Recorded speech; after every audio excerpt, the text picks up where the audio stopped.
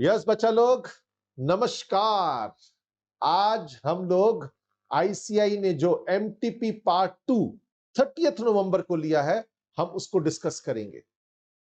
उसमें जो भी एक दो टाइपोग्राफिकल छोटे छोटे एरर्स रहे हैं, उनको भी मैंने दूर कर दिया है और हम हर एक क्वेश्चन को विद कंसेप्ट्स, विद क्या उसका हिसाब किताब था, कैसे वो हुआ, उसके छोटे छोटे कंसेप्ट्स को हम डिस्कस करेंगे। और एक बारी के लिए अगर हम जब एमटीपी पार्ट 2 पूरा कर लेंगे तो हमारा पूरा मॉड्यूल कहीं ना कहीं रिवाइज हो जाएगा। तो चलिए एमटीपी पार्ट 2 स्टार्ट करते हैं। तो पहला क्वेश्चन हमारे पास आता है, the ratio of two numbers are 3:4। The difference of their squares is 28। अब यहां पर हम देखेंगे कि हमारे पास जब दो नंबर्स हैं 3:4 में, तो हम कहेंगे लेट द नंबर बी, क्या होगा, 3x एंड 4x। उनके स्क्वायर्स 4x का square, difference means minus 3x का स्क्वायर इज इक्वल टू 28। क्योंकि उन्होंने दिया हुआ है the difference of their squares, दोनों के स्क्वायर्स का जो डिफरेंस है, ये हमें पता है 16x स्क्वायर होता है, ये 9x स्क्वायर होता है, ये 28 हो गया। ये हमारे पास आ गया 7x square is equal to 28, x square is equal to 4। अब यहां से हम कह सकते हैं कि जो x की वैल्यू है वो +-2 आएगी, बट जो नंबर्स है सारे के सारे पॉजिटिव हैं और यहां पर हमारे पास नंबर्स पॉजिटिव हैं, तो हम लोग क्या करेंगे, दोनों में x की वैल्यू 2 पुट कर देंगे। जैसे ही हम x की वैल्यू 2 पुट करेंगे, हमारे पास ध्यान से देखिएगा क्या आएगा, एक 6 आएगा और एक 8 आएगा। बट उसने हमसे पूछा है ग्रेटर नंबर। जब उसने हमसे ग्रेटर नंबर पूछा है तो हमारे पास आंसर क्या आ जाएगा, ए पार्ट। क्लियर है? हमारे पास रेशियो में है 3x 4x हो गया और हमने उसके डिफरेंस, जो स्क्वायर्स का difference, right, 4x square minus 3x square. ये चीज ध्यान रखिएगा कि 4x का होल स्क्वायर है। कई बच्चे गलती से 4x स्क्वायर ले लेते हैं तो भी गड़बड़ हो जाती है, बट यहां पर ध्यान रखिएगा। राइट बच्चा लोग, now the price of a scooter and moped are in the ratio 7:9, right? If the price of moped is 1600 more than that of scooter, अब हम then the price of moped is, अब ध्यान सुनिएगा, हमारे को पता है the price of scooter and moped 7x, हमारे पास क्या हो गया, ये स्कूटर की हो गया, और जो मोपेड की कॉस्ट आई वो हमारे पास कितनी आ गई, 9x। अब हमारे को पता है कि उनके जो डिफरेंस है मोपेड, देखिए ध्यान से, क्वेश्चन पूछने का तरीका है, पहले में पूछ लिया डायरेक्ट डिफरेंस, बच्चा लोग पहले में पूछ लिया डिफरेंस, अब दूसरे में उसने पूछा है the price of moped is 1600 more than that of scooter. इसका मतलब क्या हुआ, मोपेड माइनस स्कूटर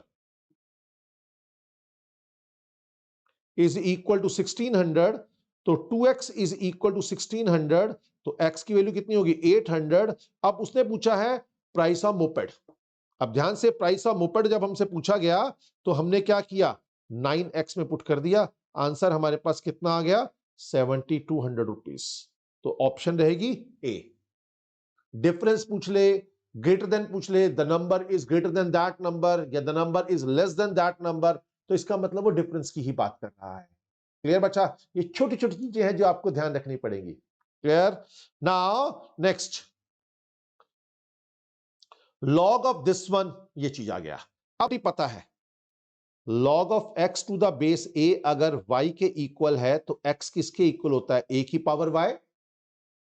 राइट बच्चे? तो यहां पर क्या हो जाएगा, let it be equal to x ले लेते हैं, तो हमारे पास 10,000 किसके इक्वल आ जाएगा, 0.01 raise to power x। Property लगाई है मैंने, साथ में लिख दिया है। राइट, अब यहां पर हमारे पास बन गया 1/100 रेस टू पावर x, यानी कि 10 की पावर -2x, क्योंकि 1/100 हमारे पास क्या होता है, 10 का स्क्वायर, और हमें पता है जब नीचे से ऊपर या ऊपर से नीचे पावर्स जाती है तो साइन डिफर कर जाता है। क्लियर बच्चे आपके पास? और ये किसके इक्वल है, 10 की पावर 4 के इक्वल, -2x किसके इक्वल हो गया, 4 के इक्वल, तो हमारा आंसर कितना आ गया, x इज इक्वल टू -2 ढूंढते हैं। यस, आंसर आ गया बी पार्ट। क्लियर है? तो मैंने प्रॉपर्टी के साथ, जैसे कि मैंने आपसे वादा किया था कि मैं हर एक कंसेप्ट को डिस्कस करूंगा आपके साथ, उसी के बाद हम क्वेश्चन सॉल्व करेंगे, क्योंकि हमारा मोटिव सिर्फ ये नहीं है कि पेपर सॉल्व करना है। अरे भैया, जब मैंने बोला है आप लोगों को कि मॉड्यूल पूरा रिवाइज हो जाएगा थोड़ा थोड़ा कर कर, तो उसके लिए कंसेप्ट भी तो देखना पड़ेगा। राइट बच्चा लोग? चलिए नेक्स्ट क्वेश्चन नंबर 4। अब क्वेश्चन नंबर 4 में हमारे पास क्या करता है, 9 की पावर n+4 9 की पावर n+1/4 333। अब देखेंगे क्वेश्चन में कि हर एक चीज 3 की पावर में है, तो जो 9 है वो 3 का स्क्वायर होता है। तो हम क्या करेंगे, इसको ऐसे लिख सकते हैं 3 की पावर 2 n+1/4। अब देखिए √3 की पावर n+1, क्योंकि in case of division multiplication when the bases are same powers are added. नीचे 3 बाहर है। अब यहां पर देखिए, अगर आप ध्यान से देखेंगे 3 की पावर -n है। मैंने बताया था 3 की पावर -n है, तो उसको नीचे ले आएंगे और हम लिख देंगे √1/3 की पावर n। अब हम इसको ऐसे लिखते हैं, जब ये 2 इससे मल्टीप्लाई हुआ, हमें पता है a की पावर m⁴ क्या होता है, amn। अब मैं क्या करूंगा, इसको लिखूंगा 3 की पावर 2n+1/2 3 की पावर n+1/2 अपॉन, अब ध्यान सुनिएगा, 3 × 1/3 की पावर n/2। प्रॉपर्टी सम में यही लगेगी, ये वाली प्रॉपर्टी लगेगी बच्चा लोग। क्लियर है? अब देखिए, अब हम क्या करते हैं, यहां पर हमने किया इस पे 3 की power 2n+1/2 plus n/2 plus 1/2। हम लोगों ने इसको ब्रेक किया तो यहां तक आ गए हम लोग। अब हमारे पास क्या आएगा, नीचे 3 इंटू, ध्यान से सुनिएगा, चलो मैंने इसको फिलहाल ये लिख लिया। अब देखिए ध्यान से, मेरे पास आगे जब हम चलेंगे तो हमारे पास 3 की power 2n plus n/2 plus 1 over 3 की पावर 1 माइनस n/2। अब in case of division when the bases are same powers are subtracted, तो हमारे पास आ गया 3 की पावर 2n प्लस, अब ध्यान सुनिएगा, इसको मैं बाद में डिस्कस करूंगा, हां, क्योंकि बार बार साथ में लिखना, क्योंकि वहां पर टाइम नहीं मिलेगा, ज्यादा लगेगा, बाद में हमें पता है 1/n है। हम ये लेंगे, ये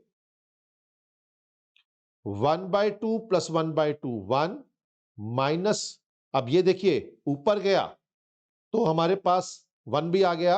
अब हमारे पास 2n plus 1 plus n/2 minus 1 plus n/2। अब देखिए -1 और +1 कैंसिल हो गया, 3 की पावर n/2 और n/2 कितना होता है, n होता है, ये बन गया 3n। देखिए 2n plus n/2 plus n, अब ये 1/n का रूल आ गया, जो ये है, n से n कैंसिल हो गया, 3 की पावर 3, आंसर कितना आ गया, 27।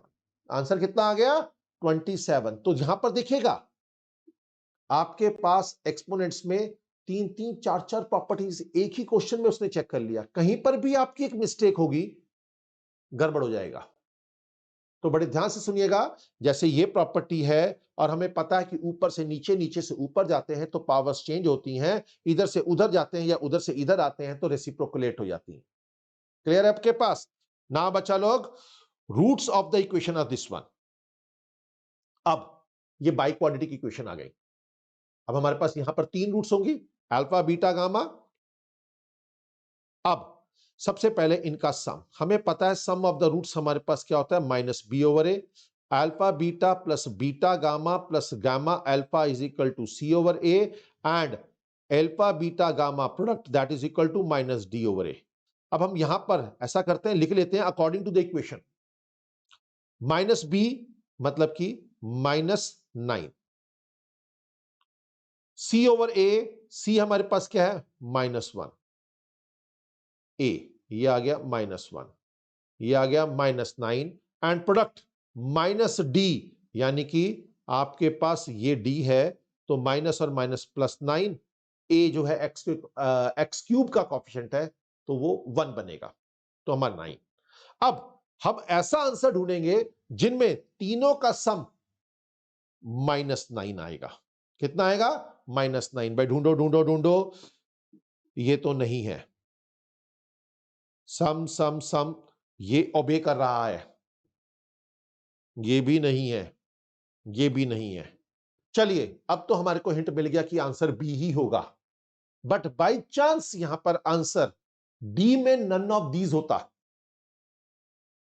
ठीक है ना, क्योंकि एक कंडीशन तो फुलफिल हो गई कि जो सम है वो -9 होना चाहिए, बट डी ऑप्शन अगर नन ऑफ दीज होता, उस केस में हम क्या करते? उस केस में हमें हर एक केस को डिस्कस करना पड़ेगा, क्योंकि कहीं यह ना हो कि एक कंडीशन तो ओबे हो जाए, बाकी की कंडीशंस ओबे ना हो, उस केस में हमारे पास नन ऑफ दीज आ जाएगा और कहेगा कि मैं आंसर हो सकता हूं, ठीक है ना। तो हम लोग यहां पर राइट क्या करेंगे, हर एक कंसेप्ट को क्लियर करेंगे। तो अब हमारे पास क्या आ गया, वो कहता है प्रोडक्ट 9 होना चाहिए। अरे भैया ये कंडीशन भी ओबे कर गई, क्योंकि 1 इंटू -1 इंटू -9 +9 हो गया। अब वो कहता है alpha beta -1, beta gamma +9, gamma alpha -9 cancel हो गया, -1, तीनों कंडीशंस ओबे हो गई, तो यस हमारा आंसर बी हो गया। क्लियर है, ये तब है। अब जैसे यहां पर था, यहां पे हमें करने की जरूरत नहीं थी, क्योंकि हमें पता है कि तीनों में से सिर्फ चारों में से सिर्फ वो आंसर नहीं देंगे, ठीक है ना, तो सीधा जो कर रहा है उसको टिक करेंगे, आगे चले जाएंगे। बट प्रॉब्लम कब आती है, जब वहां पर बच्चा लोग नन ऑफ दीज भी हो, राइट।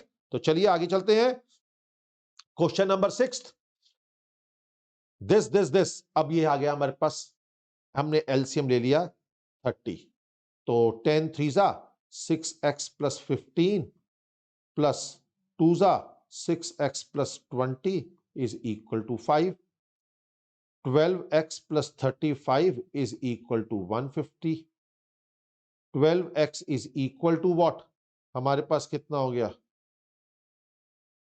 115। अब यहां पर आ गई, क्योंकि डायरेक्ट तो कैलकुलेशन हो नहीं रही, 115 divided by 12 that is equal to 9.58। तो चलो अच्छी बात है, आंसर आ गया बी ऑप्शन। क्या आ गया, बी ऑप्शन। क्लियर बच्चे आपके पास? अगर यहां पर हमारे पास सपोज ऑप्शंस में 2 3 होता, तो कई स्टूडेंट्स पुट भी कर देख लेते हैं, वो भी बात ठीक है, बट यहां पर डेसिमल्स की फॉर्म है, तो डेसिमल्स को पुट कर चेक करना वो हमारे लिए थोड़ा सा टेढ़ा काम हो जाता है। Now find the value of this one. अब हमारे को बचपन में बताया जाता है कि अगर डिनोमिनेटर में अंडर रूट की फॉर्म है तो हम उसे रैशनलाइज करते हैं। मैंने इसको रैशनलाइज कर दिया, 5 + 2√6 ओवर 5 + 2√6, नीचे a - b into a + b क्या होता है, a² - b², तो हमारे पास आ गया 25 - 24, ऊपर आ गया 5 + 2√6, तो इसका मतलब मेरे पास जो x की वैल्यू है वो 5 + 2√6 आ गया। जब कभी भी ऐसा केस हो तो बच्चा क्या करना, अंडर रूट एक साइड, बाकी सबको एक साइड। मैंने क्या किया, x - 5 इज इक्वल टू 2√6। अब मुझे पता है रूट को कैसे सॉल्व करते हैं, कैसे करते हैं, स्क्वेयरिंग बोथ साइड्स, x - 5 का whole square is equal to 2√6 का होल स्क्वायर, तो बन गया x² + 25 - 10x is equal to 24, x² - 10x + 1 is equal to 0। तो इसकी ही वैल्यू पूछी हुई है, तो आंसर हो गया सी 0। क्लियर बच्चा लोग? कई स्टूडेंट सोचते हैं डायरेक्ट पुट करते, नहीं, जब भी अंडर रूट का केस आएगा तो अवॉइड करना कि उसको अंडर रूट को डायरेक्ट पुट करें। हम क्या करेंगे, अगर डिनोमिनेटर में अंडर रूट है तो उसे रैशनलाइज करेंगे, फिर अंडर रूट को एक साइड रख के दूसरी साइड में सब कुछ इकट्ठा करके स्क्वेयरिंग कर देंगे ताकि हमारे पास वो अंडर रूट हट जाए, क्योंकि अंडर रूट को डायरेक्ट सॉल्व करना जरा सा टेढ़ा होता है। क्लियर बच्चा लोग? Question number 8, find the value of k in 3x square minus 2x plus 5 is equal to 0 if x is equal to 2। मतलब कि x is equal to 2 root of this equation. कल आपसे ये भी पूछ सकते हैं ऐसे question, find the value of k if x2 B the root of this equation. तो इसका मतलब है उसको पुट करने पर आंसर हमारे पास 0 आएगा। मैंने पुट किया 3 इंटू 2 का square minus 2k into 2 plus 5 is equal to 0। 12 minus 4k plus 5 is equal to 0। हमारे पास आंसर आ गया minus 4k is equal to minus 17। तो हमारे पास k की वैल्यू आ गई 17/4 और हमारा आंसर बन गया A option. Right? Root, solution, factor, zeros, ये सब एक ही चीज है। यहां पे इसने लिख दिया यहां पर कि आपके पास मेंशन कर दिया is equal to 0। By chance ऐसा भी लिख सकता था if x is equal to 2 be the solution of this equation. उस केस में वो 0 ना लगता, इक्वल टू।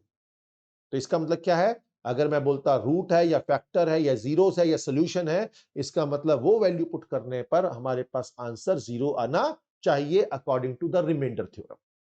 राइट? चलिए बच्चा लोग, question number 9, 3x 6x plus y is greater than equal to 18। बिल्कुल बात ठीक है। अब ये भी है, ये भी है, 3 इक्वेशंस हैं। अब हम क्या करेंगे? या तो ग्राफ ड्रॉ करेंगे या हम ऐसा कर लेते हैं कि कौन सा सॉल्यूशन सेट ऐसा है जो तीनों इक्वेशंस को सेटिस्फाई कर रहा है। सपोज मैंने b पुट किया 30। जैसे ही मैंने 30 यहां पुट किया, अब देखिए यहां 30 पुट करूंगा, x को 3 18 प्लस, ठीक है, ग्रेटर देन और equal to 30 satisfy first equation को कर रहा है। बट जैसे ही मैं सेकंड इक्वेशन को पुट करूंगा, x की वैल्यू 3 y की वैल्यू 0, x की 3 y की 0, तो 12 से ग्रेटर तो हो नहीं सकता। इसका मतलब ये तो आंसर होगा नहीं। राइट? ये आंसर नहीं होगा। अब ऐसे ही 50 है, अगर मैंने यहां पुट किया वो भी सेटिस्फाई नहीं कर रहा। अब मैं 0 देखूंगा यहां पर तो भी सेटिस्फाई नहीं कर रहा। तो इसका मतलब बट ऑब्वियस मेरा आंसर यही होगा। बट फिर वही बात, जैसे कि मैंने बताया, कंसेप्ट करना है क्लियर। अगर सपोज एक ऑप्शन होती नन ऑफ दीज, अब क्या करते? तो हम ये सारे पॉइंट्स को हर एक इक्वेशन में पुट कर कर चेक करते और सारी वो सेटिस्फाई हो जाती, तो हमारे पास जो आंसर आता वो ए ऑप्शन आ जाता। क्लियर बेटा जी आपके पास? तो ये चीजें ध्यान रखिएगा कि छोटी छोटी चीजें होती हैं।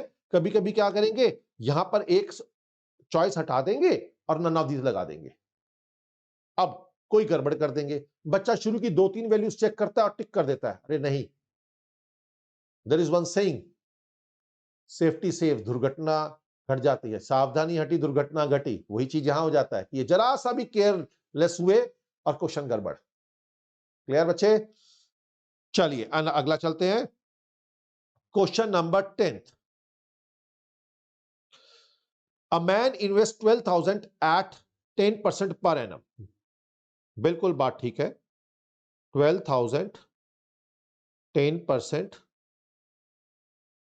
एक साल के लिए, and another sum let it be x into 20/100 into 1 is equal to.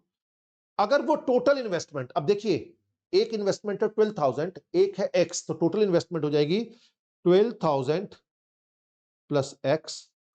उसने उसमें कितने सालों के लिए किया? उसी एक साल के लिए। बट इंटरेस्ट हमारे पास सिंपल इंटरेस्ट कितना था? 14%। तो 14/100 into 1।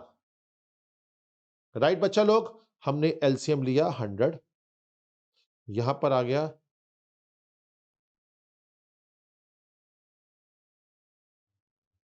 Plus 20x is equal to 168,000 plus 14x over this one, cancel कर दिया।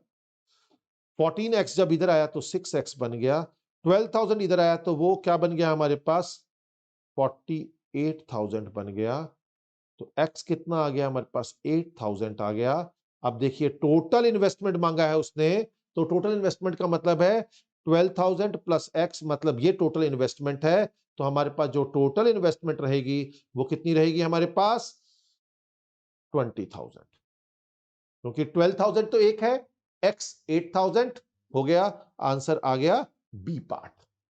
क्लियर है बच्चा लोग आपके पास? Now the difference in simple interest, question number 11 देखेंगे। The difference in simple interest of a sum invested of 1500 for 3 years, अब लीजिए 1500 into 3 years into R1 अगर रेट है, minus 1500 into 3 years into R2 पे रेट है, जो difference है वो मेरे पास कितना आ जाएगा 18 रुपीज। मैंने क्या किया, इनको इनको कॉमन निकाल लिया, 4500 R1 minus R2 over 100 is equal to 18। अब मैंने क्या किया, 100 से 100 कैंसिल कर दिया, R1 माइनस R2 कितना आ जाएगा 18 upon 45, 18 divided by 45 that is equal to 0.4। तो मेरे पास जो रेट परसेंट आ गया वो 0.4 आ गया। क्लियर बच्चा है? तो उसने पूछा ही क्या है, simple the difference simple interest, the difference of their rates. एक में R1 था, एक में R2 था, हमने निकालना ही R1 माइनस R2 था, हमने R1 R2 की इंडिविजुअल वैल्यू नहीं निकालनी थी।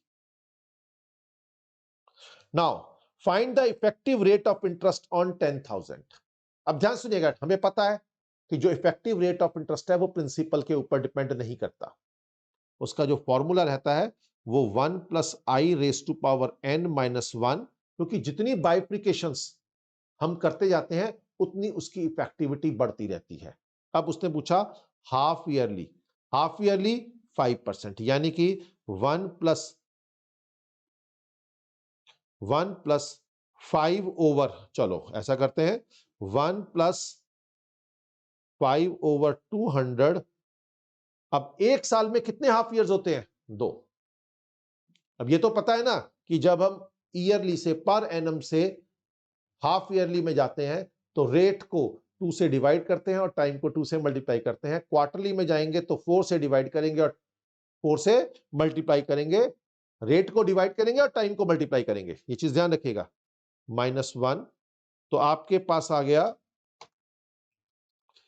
है ना 205 divided by 200 into -1 is equal to कितना आ गया मेरे पास, ये आ गया 0.050625 विच इंप्लाइज 5.0625%, क्योंकि उसने रेट परसेंट पूछा है।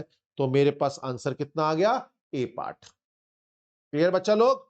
तो इफेक्टिव रेट ऑफ इंटरेस्ट सबसे बड़ी बात है, प्रिंसिपल के ऊपर बेस नहीं होता, क्योंकि इसमें सिर्फ हम लोग फॉर्मूला है वो हम लोग क्या करते हैं, इसी के ऊपर चलता है।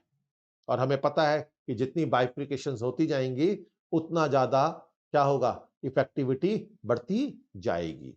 तो बच्चा लोग समझ आ रहा है ना? तो चलिए अगला करते हैं, the effective rate of interest payable quarterly. अभी मैंने आपसे बात की थी, हाफ ईयरली में क्या करते हैं, रेट को 2 से डिवाइड करते हैं, राइट, और टाइम को 2 से मल्टीप्लाई करते हैं। क्वार्टरली में क्या करेंगे, रेट को 4 से डिवाइड करेंगे, हमारे पास आ जाएगा 1 plus 10 by 400 raise to power time, 4 quarter होते हैं एक साल में, ये लीजिए हमारे पास आ गया 410 डिवाइडेड बाय 400 234, ये आ गया -1 इंटू 100 परसेंटेज में करेंगे तो 10.38% आएगा।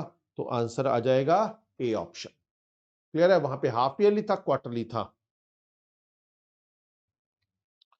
What will be the population after 3 years when the present population is 25,000? बिल्कुल बात ठीक है।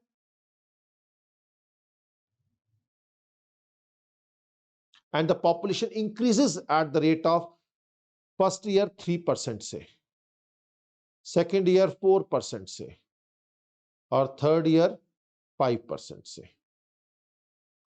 तो मैं क्या करता हूं, 25,000 इंटू 103/100, 104/100 एंड 105/100। राइट बच्चा लोग, अब हम क्या करेंगे, 103 into 104 into 105 into 25,000 divided by 1, तो आ गया आंसर 28,119। इसका मतलब मेरे पास ऑप्शन आ गया ए पार्ट। क्लियर बच्चा लोग आपके पास, यानी कि हर एक साल के लिए। Next, the value of scooter is 10,000। बिल्कुल बात ठीक है, right. The value after 7 years if it the rate of depreciation. अब ध्यान सुनिएगा, जब हम कंपाउंड इंटरेस्ट में करते हैं तो इंक्रीजिंग ऑर्डर में करते हैं। हम लोग कहते हैं a is equal to p into 1 plus i rest power n, but जैसे ही डेप्रिशिएट होता है हम 1 की प्लस की जगह पे क्या ले आते हैं, माइनस ले आते हैं। यहां पर हमारे पास रहा 10,000, 1 माइनस 10/100 रेस्ट टू पावर 7, तो 10,000 इंटू 0.9 रेस्ट टू पावर 7। बड़ा वैल्यू दी होगी तो अच्छी बात है, नहीं तो 0.9 इंटू इक्वल टू को जब स्टार्ट करना है तो 2 से काउंट करना है, 2 3 4 5 6 7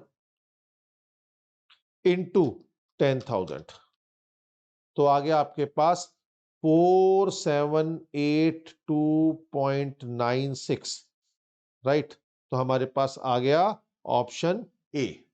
क्लियर है, ये चीज याद रखिएगा। पॉपुलेशन, मनी, अमाउंट ये इंक्रीज करते हैं, बट जब भी कभी कार, स्कूटर की, गाड़ी की कीमत के बारे में बात करेंगे तो वो डेप्रिसिएशन का केस बन जाता है। क्लियर?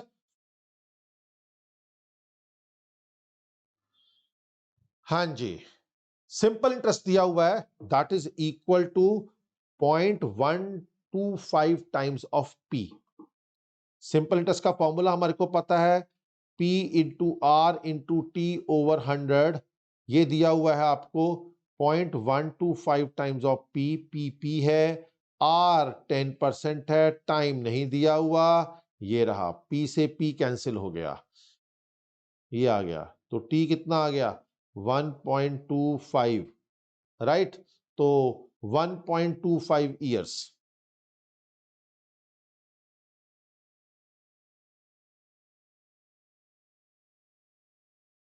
तो मेरे पास ये आ गया।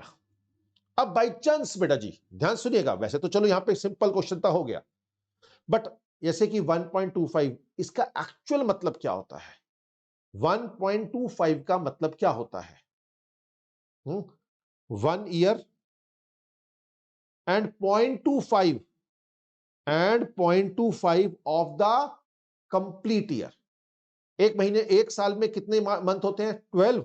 हम लोग क्या करेंगे 0.25 इंटू 12, 3, तो 1 ईयर हमारे पास क्या आ जाएगा, 1 ईयर एंड 3 मंथ्स। ये भी ध्यान रखिएगा क्योंकि कभी कभी वो क्वेश्चन को सेम रखेंगे, ठीक है ना, बट आंसर को थोड़ा सा चेंज कर सकते हैं, राइट। तो ये चीज ध्यान रखिएगा, 1.25 ईयर का मतलब है 1 ईयर एंड 3 मंथ्स, राइट बच्चा लोग। Now question number 17, how much amount is required too invested every year. अब एन्युटी हो गया, हैज टू एक्यूमुलेट 6 lakhs, मतलब कि अमाउंट हो गया। फॉर्मूला क्या होता है, a is equal to a into 1 plus i raise to power n minus 1 over i। Clear बेटा जी आपके पास, तो 6 lakhs is equal to a मुझे निकालना है, एनुअली है 1.10 raise to power n 10 minus 1 over 0.10। अब मैं क्या करूंगा, 60,000 है, 6 लाख है, 6 लाख है बच्चा लोग, एक जीरो की कमी हो गई है ना। हाँ, बात वही होगी, एक चुटकी की सिंदूर की कीमत, यहां पर जीरो की बड़ी कीमत है। चलिए, multiply by this one, A into, इसकी वैल्यू दे रखी है, ये रही -1, 1.59374। इसका मतलब 60,000 को डिवाइड करेंगे 1.59374, आंसर आ जाएगा 37,649.29, ये आ रहा है। तो हमारे पास अप्रोक्सीमेटली हमारे पास आंसर आ जाएगा सी पार्ट। राइट बच्चा लोग, ये जरा ध्यान से देखेंगे। क्लियर बड़ा जी आपके पास? चलिए, क्वेश्चन नंबर 18 में देखेंगे बेटा। The difference between the compound interest and simple interest for 2 years is 21। बच्चा लोग, हमें पता है the difference between compound interest and simple interest for the 2 years का जो फॉर्मूला होता है वो होता है P इंटू R बाय 100 का whole square, that is equal to 21।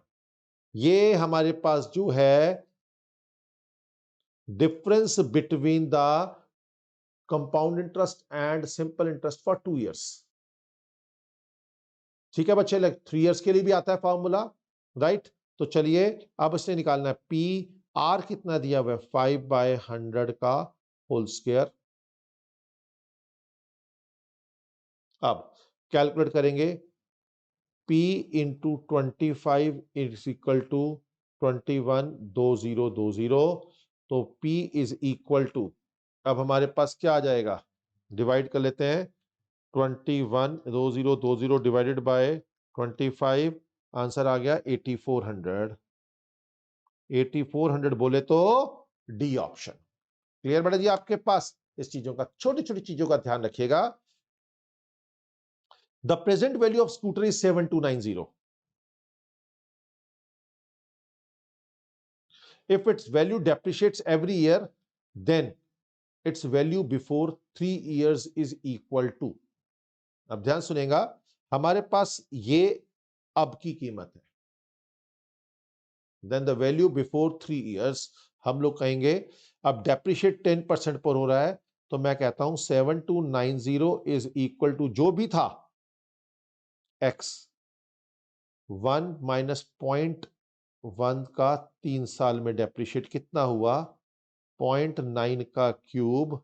तो मेरे पास 7290 डिवाइडेड बाय 0.9 का क्यूब कितना हो जाएगा 0.729 divided by 0.729 is equal to 10,000। ठीक है बच्चा लोग। Now mister X lend some amount of money at 4% simple interest. मैं कहता हूं let principal be x, rupees interest कितना हो जाएगा हमारे पास x minus 520, right. And he obtain 520 less than, यही बात, जब भी तो मैंने x माइनस 520 रुपीज डाल दिया। तो हमें पता है आई का फॉर्मूला क्या होता है, P into R into T by 100। x minus 520 is equal to x into rate कितना है 4%, टाइम कितना है 5 years। ठीक है ना। ये 5 आ गया, 5x minus 2600 is equal to x, 2600 is equal to 4x, x is equal to 650। Answer आ गया। उसने प्रिंसिपल पूछा है सम लेंथ, तो हमारे पास ऑप्शन कितनी आ गई 650। ठीक है बच्चा लोग। देखिए बच्चा लोग, मैं आपको पहले भी बता चुका हूं, अभी भी बता रहा हूं कि मेरा मोटिव सिर्फ एमटीपी सॉल्व करना नहीं है, कंसेप्ट को बताना भी है।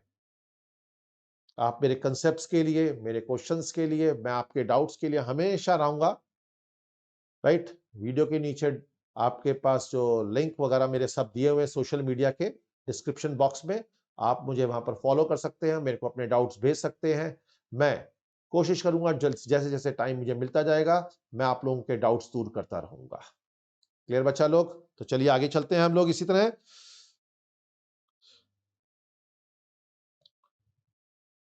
8,829 is invested into 3 different sectors in such a way that their amount at 4% per annum simple interest this one। बिल्कुल बात ठीक है। मैं कहता हूं उसने x किया, उसने y किया, उसने z किया। ध्यान से सुनिएगा। अब मैं कहता हूं उसने किया 4%, x इंटू 4/100 इंटू कितने साल के लिए? 4 साल के लिए। y किया 4% का रेट 5 साल के लिए। z किया उसने z किया 4% को, नहीं 4, यहां पे 6 है बच्चा लोग, और यहां पर कितना है? 8। हम कहते हैं, अब यहां पर ध्यान रखिएगा, अब इसने देयर अमाउंट बोला है तो नेचुरली यहां पर हम एक लिख देते हैं x plus y plus z plus. ये चीज जरा ध्यान रखिएगा, मैंने इसलिए समझाया आपको क्योंकि बच्चे सिंपल इंटरेस्ट पर चले जाते हैं। तो ये बनेगा पहला 5 इयर्स के लिए है, ठीक है। x plus 20 x/100 is equal to y plus 24 y/100 is equal to z plus 32 z/100। तो ये बन गया 120x plus 1 is equal to 124y is equal to 124y is equal to 132z। Right बच्चे? अब हम क्या करेंगे, हमें पता है x ओवर y कितना बन जाएगा, x ओवर y 124 ओवर 120 मतलब कि 31 ओवर 30। y ओवर z मेरे पास बन जाएगा 132 ओवर 124, वो बन जाएगा 33 ओवर 31। अब कॉन्टिन्यूड रेशियो बना लेंगे इसको, ध्यान से देखेंगे, कॉन्टिन्यूड रेशियो बना लेंगे तो हमारे पास क्या करेंगे, कॉन्टिन्यूड रेशियो बनाने के लिए देखिए y सेम होना चाहिए, इसको 33 से मल्टीप्लाई डिवाइड कर देंगे, इसको 30 से मल्टीप्लाई डिवाइड कर देंगे। देखिए तो आपके पास जो एक्स वाई जेड की रेशियो आएगी, एक्स वाई जेड की रेशियो आएगी, हम उसको कैसे लिखेंगे? देखिए 31 into 33 1023 ratio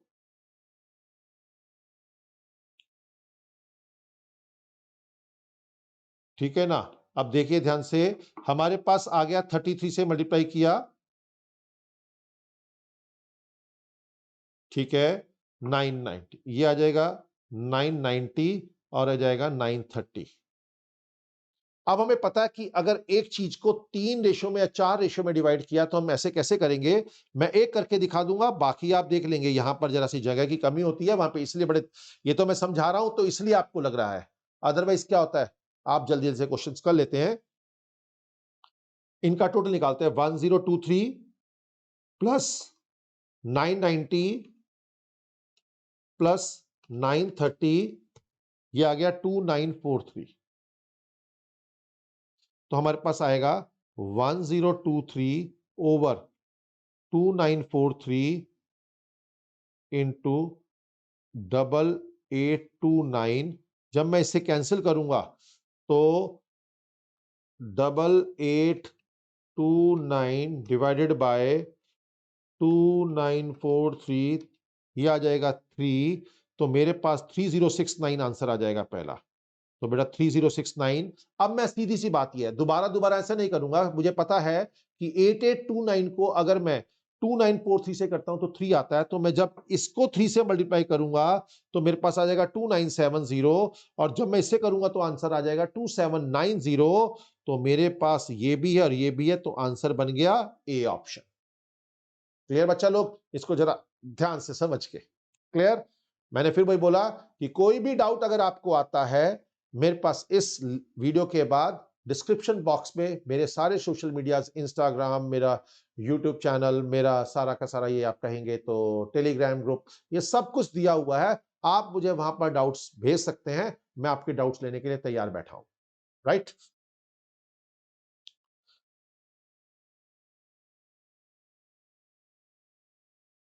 now 1,000 bond paying annual dividend.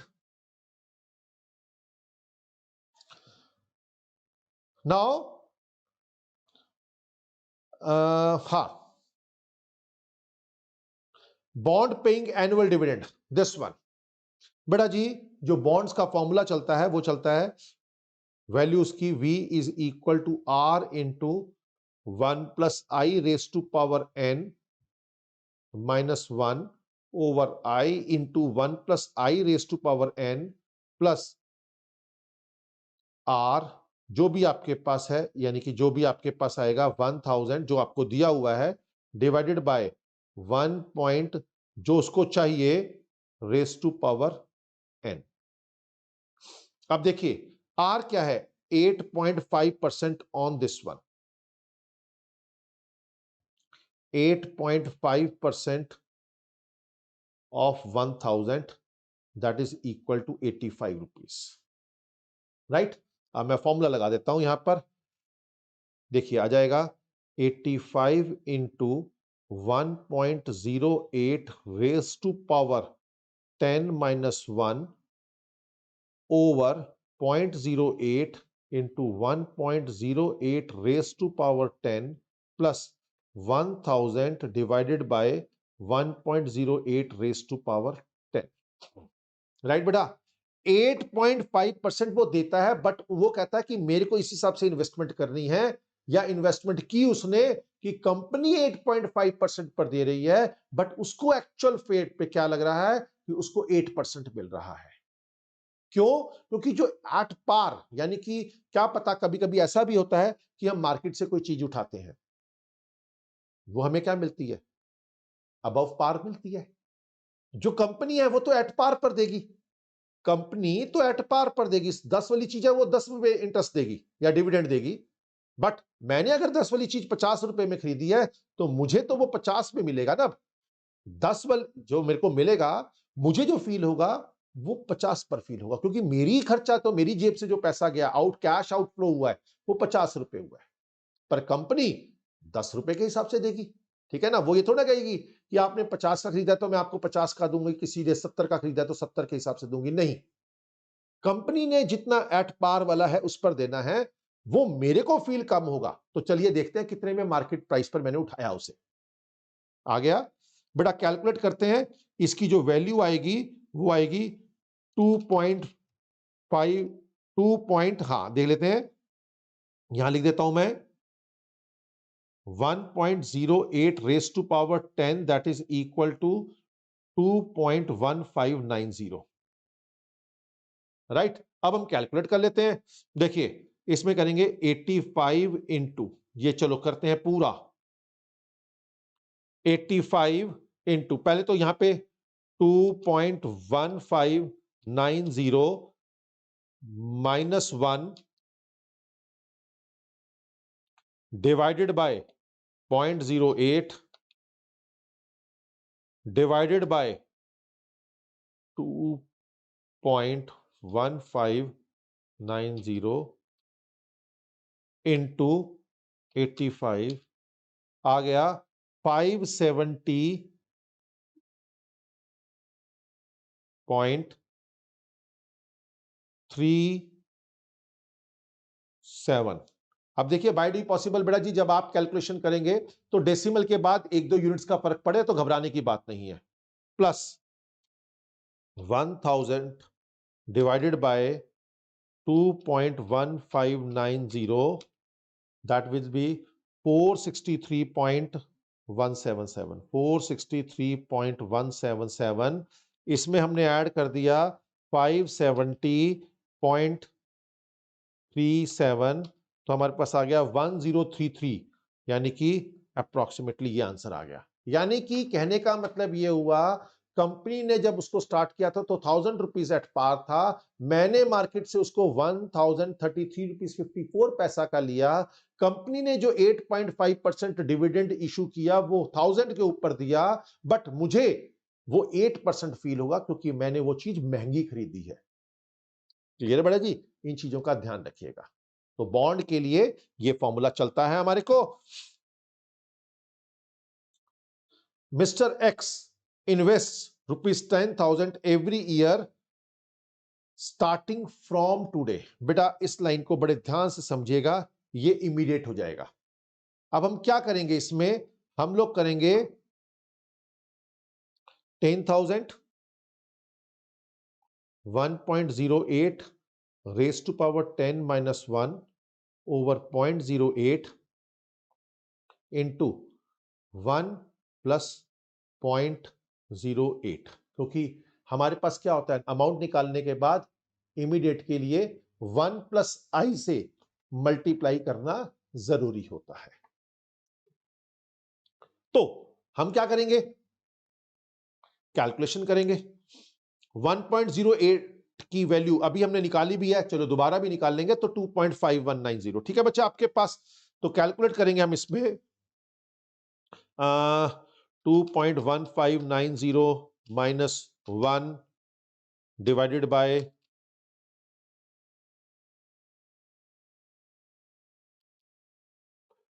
0.08 multiply by answer आ गया मेरे पास 1,56,454 पॉइंट समथिंग। तो हमारे पास आंसर कितना आ गया, ए ऑप्शन, राइट। इसकी वैल्यू हमें पता है, पीछे क्वेश्चन में कर ली है तो चलो ठीक बात है, वहां पर आप निकालेंगे तो भी कोई बड़ी बात नहीं है, ठीक है ना। 2.1590, राइट बच्चा लोग, चीजों का ध्यान रखेंगे। 3 girls and 5 boys are to be seated in a row so that no 2 girls sit together. Now, इसका मतलब पहले बॉयज बैठेंगे 5 फैक्टोरियल। अब गर्ल्स के लिए जगह कितनी बची, 6p3, 5 factorial 120, 6 into 5 into 4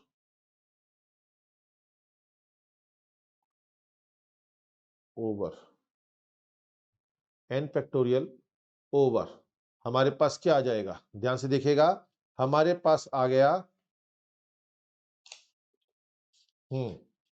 6p3।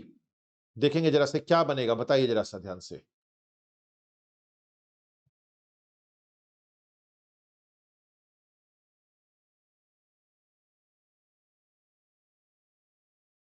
Six factorial over 3 factorial, हाँ 6 फैक्टोरियल ओवर 3 फैक्टोरियल, ये हो गया। तो हमारे पास 120 इंटू 120, आंसर बन गया 14400। तो हमारे पास ऑप्शन आ गई ये। यहां पर ये चीज जरा ध्यान से सुनिएगा, कई स्टूडेंट्स ये सोचते हैं कि भैया गर्ल्स तो 3 थी, 5 और 3 8 होने चाहिए थे, बट सर ने तो 1 2 3 4 5 6 7 8 9 10 11 इतना बना दिया। नहीं बच्चे, जो मैंने क्रॉस डाले हैं ना वो 6 अवेलेबल है, सीटें 6 हैं, यानी सीटें मतलब चॉइस है, कहीं पर भी बैठ सकते हो, लेकिन बैठेंगे तो 3 ही ना। क्लियर बच्चे आपके पास, तो ये चीजों का ध्यान रखिएगा। How many numbers can be formed with the help of 2 3 4 5 6 1 which is not divisible by 5, right? इसके दो मेथड से मैं करवाऊंगा, given that it is 5 digit number and not repetition। मैं कहता हूं, देखिए मुझे पता है कि अगर यूनिट नंबर पर 0 और 5 होगा तभी वो नंबर 5 से डिविजिबल है, बट यहां पर 0 तो है नहीं, इसका मतलब यूनिट प्लेस पर 5 नहीं है, तो इसका मतलब 1 2 3 4 5, इस प्लेस को मैं 5 वे से फिल कर सकता हूं अदर देन 5। यहां पर मैं 1 लिख सकता हूं, यहां पे मैं 6 लिख सकता हूं, यहां पे मैं 3 लिख सकता हूं, यहां पे मैं 4 लिख सकता हूं, यहां पर मैं 2 लिख सकता हूं। ठीक है, अब मेरे पास 6 चॉइसेस थी, मैंने 5 नहीं लिखा क्योंकि 5 चॉइसेस होगी। अब एक प्लेस फिल हो गई, इनमें से कोई भी एक नंबर लिख दिया, बट जैसे ही अगली बारी पे जाऊंगा तो 5 कहेगा अब तो मुझे कहीं लिख सकते हो। ठीक है, यूनिट प्लेस पर 5 आता तो वो 5 से डिविजिबल हो जाता, बट ऐसा तो नहीं है कि भी अगर 5 कहीं पर भी प्लेस पर आ जाए तो नंबर डिविजिबल होगा, नहीं। तो इसलिए इस प्लेस को मैं 5 वेज से लिखूंगा, इसको 4 वेज से, इसको 3 वेज से, इसको 2 वेज से। तो मेरे पास कितना आ जाएगा,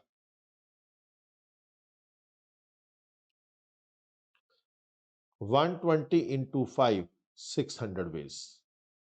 हम इसको ऐसे भी कर सकते थे, टोटल 6 फैक्टोरियल, और फिक्स कर देते कि ये नंबर 5 से डिविजिबल है तो ये 1 हो गया, तो यहां पर था 5 4 3 2 120। ये टोटल केसेस थे, ये वो नंबर थे जो 5 से डिविजिबल है, माइनस कर देते 720 में से 120 तो भी 600 आंसर आता। चॉइस आपकी है, बट मार्क्स भी आपके हैं। क्लियर बच्चा लोग? तो ध्यान से देखिएगा इन चीजों को। How many different groups of 3 people can be formed from a group of 5 people? Group की बात चल रही है, combination 5c3 that is 5 factorial over 3 factorial 2 factorial 5 into 4 into 3 factorial divided by 3 factorial 2 factorial मतलब 2 into 1, तो answer आ जाएगा 10C option. Clear बच्चा आपके पास? How many ways can 4 people be selected at random from 6 boys and 4 girls if there are exactly 2 girls? 4 people select करने, 4 people, exactly 2 girls चाहिए तो 4C2। इसका मतलब 4 में से अगर 2 लड़कियां हैं तो 2 लड़के चाहिए, और वो कितने से आएंगे, 6C2। 6C2 that is equal to हमारे पास 15, 4C2 66, सॉरी आंसर आ गया 90A ऑप्शन। क्लियर? क्योंकि जब भी हम सिलेक्शन वर्ड, ध्यान से सुनिएगा, ग्रुप, कमेटी, सिलेक्शन, जब ये वर्ड्स आते हैं, टीम, तो उसमें ऑर्डर मैटर नहीं करता, और जहां पर ऑर्डर मैटर नहीं करता वहां पर कॉम्बिनेशन लगता है।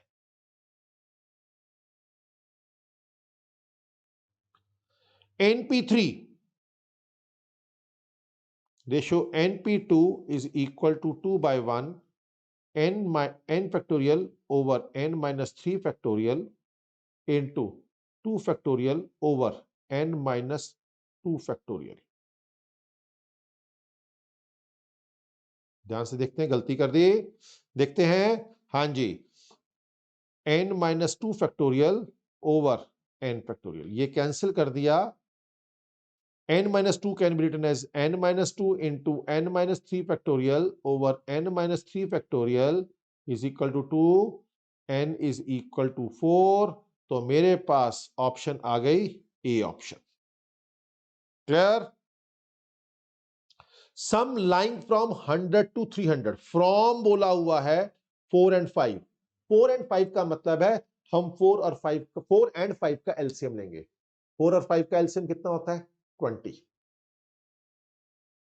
तो पहला नंबर 100, क्योंकि वर्ड फ्रॉम है। अगर बिटवीन वर्ड होता तो मैं 120 से स्टार्ट करता और 280 तक जाता, बट फ्रॉम लिखा हुआ है तो 100 120 300, total number of terms, last term 300, first term 100, n minus 1 d20 200, n की वैल्यू कितनी आ गई मेरे पास, 200। चलो पूरा ही कर देते हैं, n minus 1 by 20 10, n की वैल्यू आ गई 11। 11 by 2 into first term plus last term 400 200, 11 into this one is 20, 200 answer निकल जाएगा सी ऑप्शन। क्लियर बच्चा लोग आपके पास?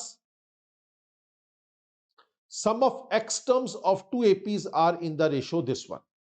ठीक है, द रेशियो ऑफ देयर। देखिए बच्चा लोग, वैसे तो ये सब्जेक्टिव क्वेश्चन बनता है, लेकिन एक चीज मैं आपको बता रहा हूं, बड़े ध्यान से समझिएगा। जब सम की रेशियोज गिवन होगी एपी में, आई रिपीट, सम की रेशियो गिवन होगी और हमें टर्म की रेशियो निकालनी है, आई रिपीट, सम की रेशियो गिवन होगी और हमें टर्म की रेशियो कैलकुलेट करनी है, तो सीधा ये 10 है ना, तो टर्म में इसको ऐसे लिखा जाएगा a प्लस 9d। तो इस 9 को मैं लिख दूंगा n-1/2 के इक्वल। ये रूल बना लीजिए आप, अगर सम की रेशियो गिवन है और हमें टर्म की रेशियो निकालनी है तो हम क्या करेंगे, जो टर्म की रेशियो, सपोज 18th टर्म निकालना है तो 17 बना दीजिए, क्योंकि a plus n-1 into D होता है ना, n-, तो हमारे पास आ गया 18 प्लस 1 19। अब ये 19 की वैल्यू उठाकर यहां और यहां पुट कर देंगे। चलो इन्होंने x लिया है, मैं x-1/2 ले लूंगा, बात एक ही रहेगी। तो मैंने जब x को 19 पुट किया, 19 इज 57 प्लस 62, 19 5 85, 95 प्लस 3 98, 31/49, आंसर आ गया a। तो ये चीज ध्यान रखिएगा, जब कभी भी सम की रेशियो एपी में गिवन होगी और टर्म की रेशियो निकालनी पड़ेगी तो n-1/2 इज इक्वल टू जो टर्म की पोजीशन है उससे कम, राइट। नाउ वो कहता है out of 150 students 45 pass in accounts, 13 economics, 15 maths, 13 above this one, this one 25 student, all the three subjects, find the at least in any union निकाल देंगे बेटा। क्या n of accounts union eco union maths, तो क्या हो जाएगा 45 plus 30 plus 50 minus 30 minus 32 minus 35 plus 25, calculate कीजिए, answer आ जाएगा आपके पास 53। तो हमारे पास आंसर आ गया B option. Clear, at least one, ध्यान से सुनेंगे इस वर्ड में, at least one, A union B union C एक ही बात होती है। ए हमारे पास है 1 2 3, रिलेशन दिया हुआ है इज, क्या ये सिमेट्रिक है, चेक कर लेते हैं। नहीं सिमेट्रिक, क्योंकि 2 3 है but 3,2 does not belongs to R, इसका मतलब सिमेट्रिक नहीं है। ट्रांजिटिव देख लेते हैं, 1,2 बिलोंग्स टू आर,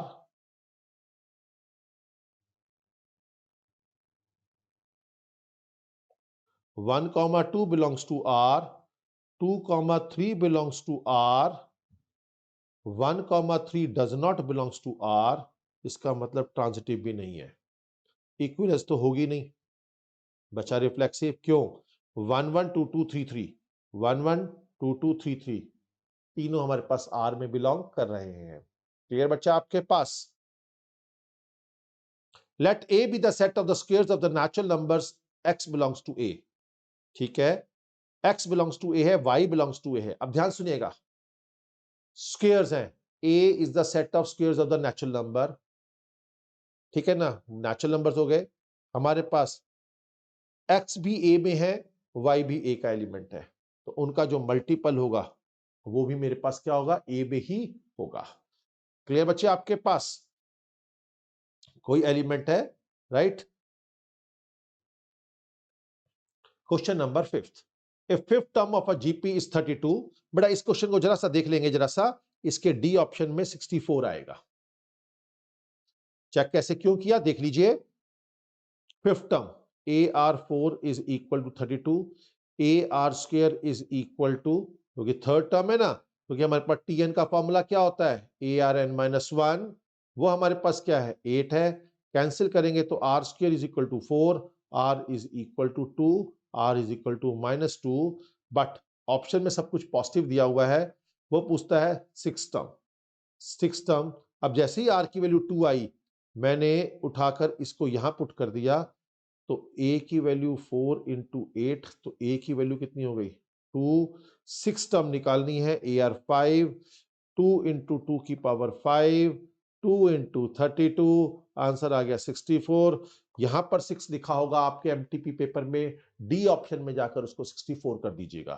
ठीक है बच्चा लोग, which term of the sequence this one. अब ये देखेंगे पहले, क्योंकि यहां पे ये नहीं पता कि ये एपी में जीपी में 2 4 8 16 ये जीपी का एग्जांपल है।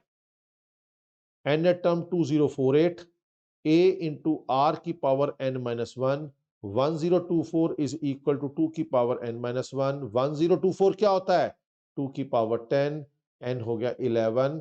ये भी देखिए आंसर मेरे पास क्या आएगा 11। क्लियर है आपके पास? ये जरा ध्यान रख लीजिएगा कि एपी में है टर्म्स या जीपी में है sequence. Clear? The number of proper subsets. अब ध्यान से सुनिएगा, एक होता है प्रॉपर सबसेट, एक होता है सबसेट्स।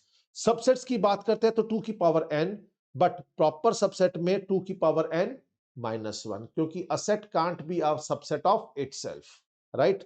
तो मेरे पास है 5, 2 की पावर 5 माइनस 1, 32 माइनस 1, आंसर कितना आ गया 31। B option. 0 to 1 ex plus e की पावर माइनस एक्स, इंटीग्रेशन करेंगे e की पावर x माइनस e की power minus x, 0 to 1 e की पावर 1 माइनस e की पावर माइनस 1, 0 पुट करेंगे e की पावर 0, e की power minus 0, e minus e की पावर माइनस 1, एनीथिंग रेस पर 0 इज 1 1, तो आंसर आ गया ए ऑप्शन। क्लियर है ना? If fx is equal to k x की पावर k f डैश 1, बेटा f डैश x क्या आएगा k x k माइनस 1। अब f डैश 1 मतलब x की जगह पे 1 पुट कर दिया, ये किसके इक्वल दिया हुआ है 10 के इक्वल, तो k की वैल्यू कितनी आ गई 10, आंसर आ गया A option. First derivative dy by dx a e की पावर nx इंटू n, क्योंकि e रेस पर समथिंग की डिफरेंशिएशन होती है, e की power something into differentiation of something, plus b e की power minus this one, b e की power minus this one into minus n। Double derivative करेंगे तो ऑलरेडी n तो बाहर है ही है, ये बन जाएगा n square a e n x plus, क्योंकि माइनस n दोबारा आएगा, n स्क्वायर b e की power minus n x, n square common निकाला, दोबारा y बन जाएगा ए ऑप्शन। ठीक है बच्चा लोग, जो कांस्टेंट है उनको पहले रखते हैं और बाद में x की डिफरेंशिएशन करते हैं। 2 की पावर 3x मतलब कि 8 की पावर x, 9 की पावर x, 5 की पावर x dx कितना बन गया 360 की पावर x dx। अब a रेस्ट पावर x की जो इंटीग्रेशन होती है वो होती है a की power x upon log a divided by differentiation of x plus c। तो मेरे पास आ गया 360 की power x over log 360 into difference of x1 plus c। Log 60 नीचे किसमें है, इसमें है, यही आ गया। और क्योंकि 360 को अगर मैं दोबारा जैसे मैंने यहां पर इकट्ठा किया था मैं तोड़ भी सकता हूं, तो मेरे पास क्वेश्चन नंबर 40 का आंसर आ जाएगा बी पार्ट। क्लियर बच्चा लोग? तो मैं बार बार यही कहूंगा कि हर एक कंसेप्ट को क्लियर करके चलना है। आप लोगों को मेरे अपडेट्स नोटिफिकेशंस अबाउट फाउंडेशन, आपके डाउट्स डिस्क्रिप्शन बॉक्स में मेरे आपको लिंक वगैरह सब कुछ गिवन है, तो आप मुझे फॉलो करिए, मेरे को डाउट्स भेजिए और मैं आपको उनके डाउट्स के सॉल्यूशंस भेजूंगा। राइट बच्चा लोग? तो बच्चा लोग ये था हमारा मैथ्स का डिस्कशन। अब आ गया लॉजिकल रीजनिंग। राइट बच्चा लोग? तो चलिए सबसे पहला क्वेश्चन करते हैं, find the missing term of the following series 3 15। अब देखिए ध्यान से 3 15 63 99, 3 हमारे पास क्या है 2 का स्क्वायर माइनस 1 3 है। 15 हमारे पास क्या है 4 का स्क्वायर माइनस 1 है 15 है। देन 63 क्या है दैट इज 8 का स्क्वायर माइनस 1 63 है। इसका मतलब यहां पर एक नंबर है गया, 2 के बाद 4 आया, 4 के बाद सीधा 8 आया, नहीं बीच में एक चीज मिसिंग है, 6 ले लेते हैं। 6 का स्क्वायर माइनस 1 35 आ जाएगा। चलो फिर भी हम लोग अगला चेक करते हैं। 10 का स्क्वायर माइनस 1 99 आया, 12 का स्क्वायर माइनस 1 143 आया। कहने का मतलब है 2 4 6 8 10 12 ऐसे चलना चाहिए था। तो मिसिंग जो चीज है वो ये चीज है, तो आंसर कितना आ जाएगा? 35 आ जाएगा। ठीक है बच्चा लोग। Now find the missing term of the following series 7 26 63। अब 7 क्या है हमारे पास? 2 का क्यूब माइनस 1, फिर 3 का क्यूब माइनस 1, 4 का क्यूब माइनस 1, 5 का क्यूब माइनस 1 124 होता है, 6 का क्यूब माइनस 1 215 होता है, 7 क्यूब माइनस 1 342 होता है, 8 का cube minus 1 512 minus 1 that is equal to 511 होगा। आंसर आ जाएगा D part. Find the missing term of the following series 3 7 15। अब देखिए 3 के बाद 7 कैसे आता है? 3 इंटू 2। अब ध्यान सुनिएगा 3 इंटू 2 प्लस 1 कितना आ गया? 7। 7 into 2 plus 1 15। 15 into 2 plus 1 31। 31 into 2 plus 1 63। इसका मतलब ये मिसिंग है। आंसर आ जाएगा 31। एक बार जब मिसिंग वैल्यू निकाले थे तो आगे चलकर उसको देख लिया करिए कि क्या वही रूल आगे तक के लिए भी वैलिड चल रहा है। कभी कभी ऐसा होता है टिल जो आंसर हमें दिखता है रूल कोई और ही फॉलो हो रहा होता है। राइट बच्चे। Find odd man out. अब इसमें से ऑड मैन अजीबो गरीब कौन है? 3 4 10। 3 से 4 कैसे पहुंचा? 3 into 1 plus 1 4। 4 into 2 plus 2 10। 10 into 3 plus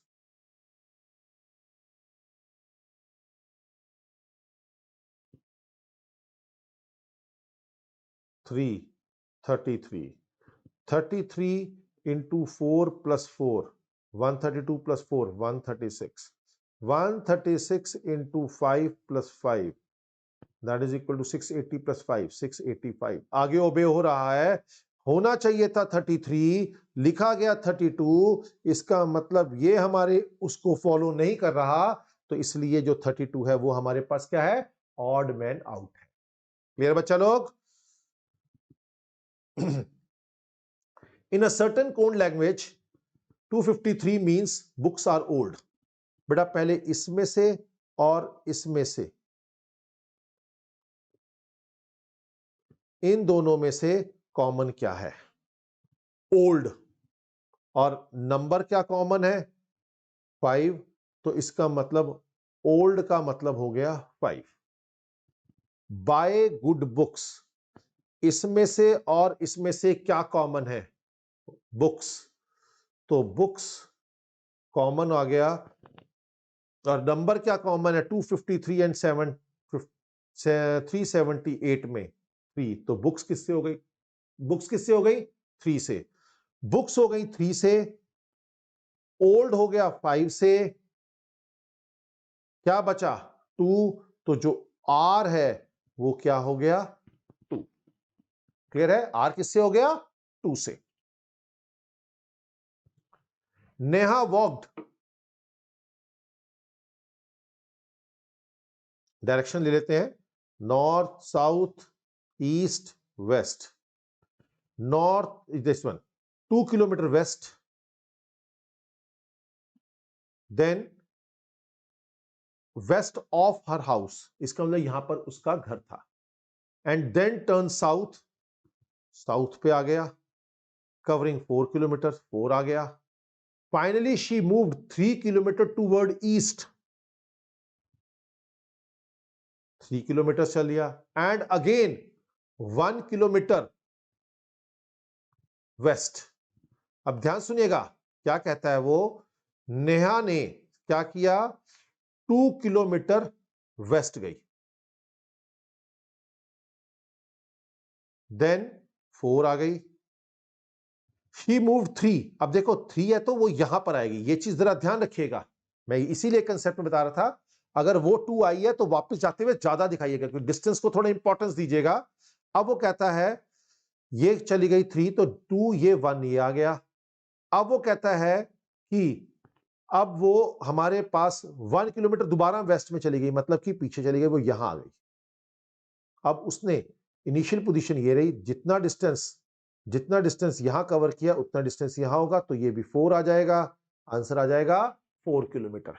इन चीजों का ध्यान रखिएगा कि पता लगा कभी 3 बड़ा, कभी 2 बड़ा कर दिया, कभी 3 छोटा कर दिया, गड़बड़ हो जाएगी सारी की सारी। तो उसने बोला 3, तो पूरा 3 करने में तो ये 2 हो जाएगा और ये 1 हो जाएगा, वापिस आई तो वो यहां पर आ जाएगा।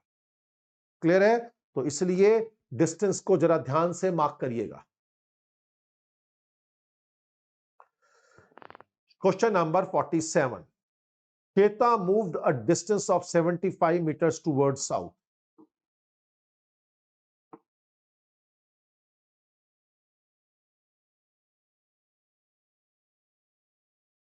Sorry, towards north.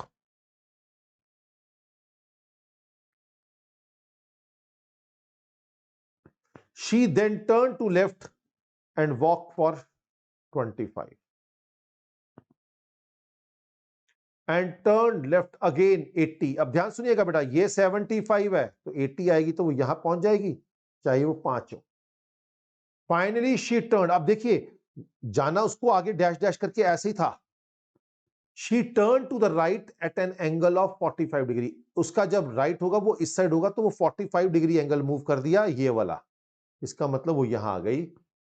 अब finally in which direction she is moving. अब ध्यान सुनिएगा, फाइनली की बात चल रही है, तो जब हम यहां पर बात करेंगे तो ये बात हो जाएगी, ये बात उसकी हो जाएगी साउथ, ये हो जाएगा ईस्ट। तो मेरे पास सॉरी साउथ एंड वेस्ट, जो हमारे पास आंसर आ जाएगा साउथ वेस्ट। क्लियर बच्चा लोग? आपके पास साउथ वेस्ट, तो आंसर आ गया B part. Varun faces north, north की तरफ फेस था उसका। Turning to his right and walk 25।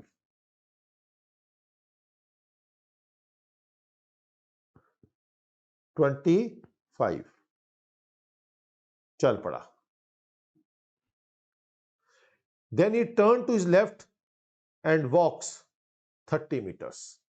अब उसने यहां पर 30 मीटर वॉक किया।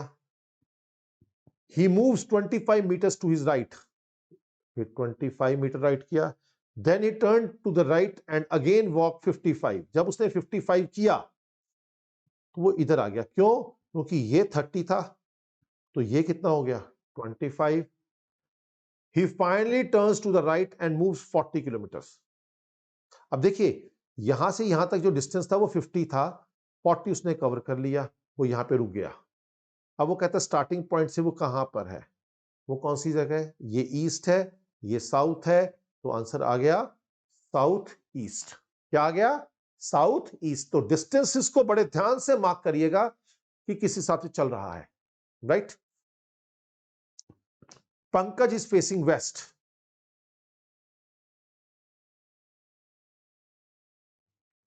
He turns 45 degree in the clockwise direction, बिल्कुल बात ठीक है। And then again turns 180 degree in the same direction, यानी कि अभी फेस इधर था, अब घूम के पूरा 180, अब फेस किधर हो गया? इस साइड हो गया।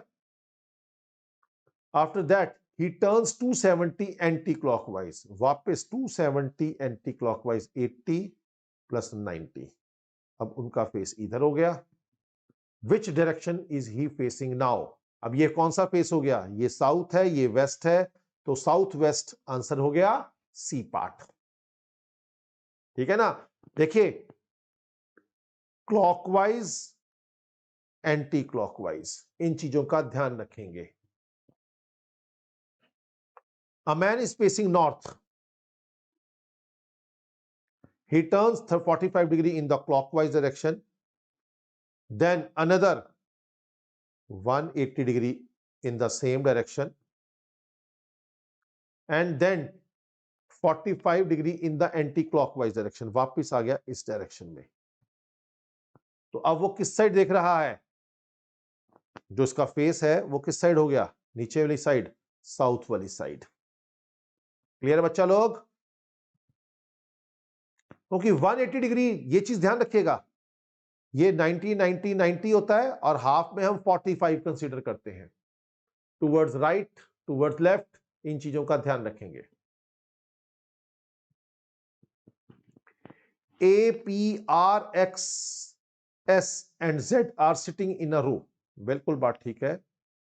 S and Z are at the centre. अब ध्यान सुनिएगा, 5 जाने हैं, 1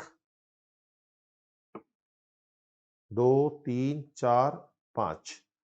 अब ये 5 है, सेंटर में ये 2 जाने आएंगे, ठीक है ना। तो अब ध्यान सुनिएगा, अब मैं कहता हूं एस और जेड, 1 2 3 3 6 जाने हैं, सॉरी 1 2 3 4 5 6।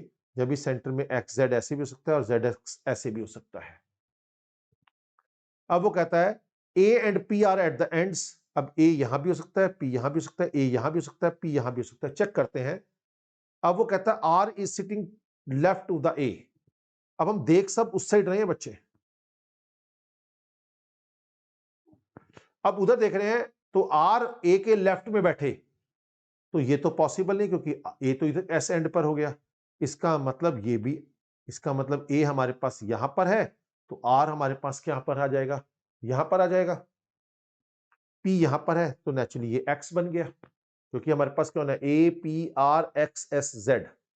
अब वो कहता है who is right of P, right का जो बंदा यहां बैठेगा उसका ये राइट है और ये लेफ्ट है, तो हमें पता है, तो हमारे पास कौन आ जाएगा, एक्स। आंसर क्या आ जाएगा, बी पार्ट। क्लियर है? मैंने देखो दोनों ऑप्शंस लेकर चला हूं मैं, यहां पर तो कुछ भी हो सकता है, एस जेड जेड एक्स कुछ भी हो सकता है, मेनली ए और पी के ऊपर डिपेंड था क्योंकि उसके लेफ्ट और राइट की बात की गई थी। A B C D and E are sitting on a bench. 5, 1 2 3 4 5। A is sitting next to B, बिल्कुल बात ठीक है। A is sitting next to B, C is next to D, D is not sitting with E, ठीक है, D E के साथ नहीं बेटा। Who is left end of the bench, ठीक है ना, जो ई है वो लेफ्ट एंड पे है हमारे पास। C is on the second position from right, ये राइट है ये लेफ्ट है, तो सी आपके पास यहां आ गया। अब C is sitting next to D and A is sitting next to B. अब देखिए, अगर मैं A is next to B है तो मुझे ए को यहां बिठाना पड़ेगा और बी को यहां बिठाना पड़ेगा, तभी A is sitting next to B है। And C is in the second position, A is to the right of B, बिल्कुल बात ठीक है, ये भी कंडीशन सेटिस्फाई हो गई। A and C are sitting together, वो भी बात कंडीशन ठीक हो गई। अब यहां पर हमारे पास कौन सा आएगा, डी, राइट। अब ले लीजिए D is not sitting with E, तो इस यहां पर आ गया आपके पास। अब वो पूछा है in which position A is sitting, A तो यहां पर है, between B and C. Answer आ गया B, between B and C. There are 4 children P Q R S,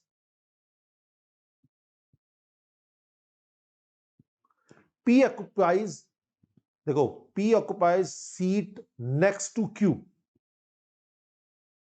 चलो अब हम next to Q but not next to R, ठीक है। If R is not sitting next to S, अब ध्यान सुनिएगा, मैं कहता हूं P occupies seat next to Q, मैं यहां लेता हूं और यहां लेता हूं, बट नॉट आर, चलो ठीक है। अब यहां पे आ गया तो एस को यहां बिठाना पड़ेगा, बट उसने बोला है कि ये कंडीशन है, इसका मतलब मेरी अजम्पशन गलत है। मैं पी को यहां बिठाता हूं तो क्यू यहां पर आ गया,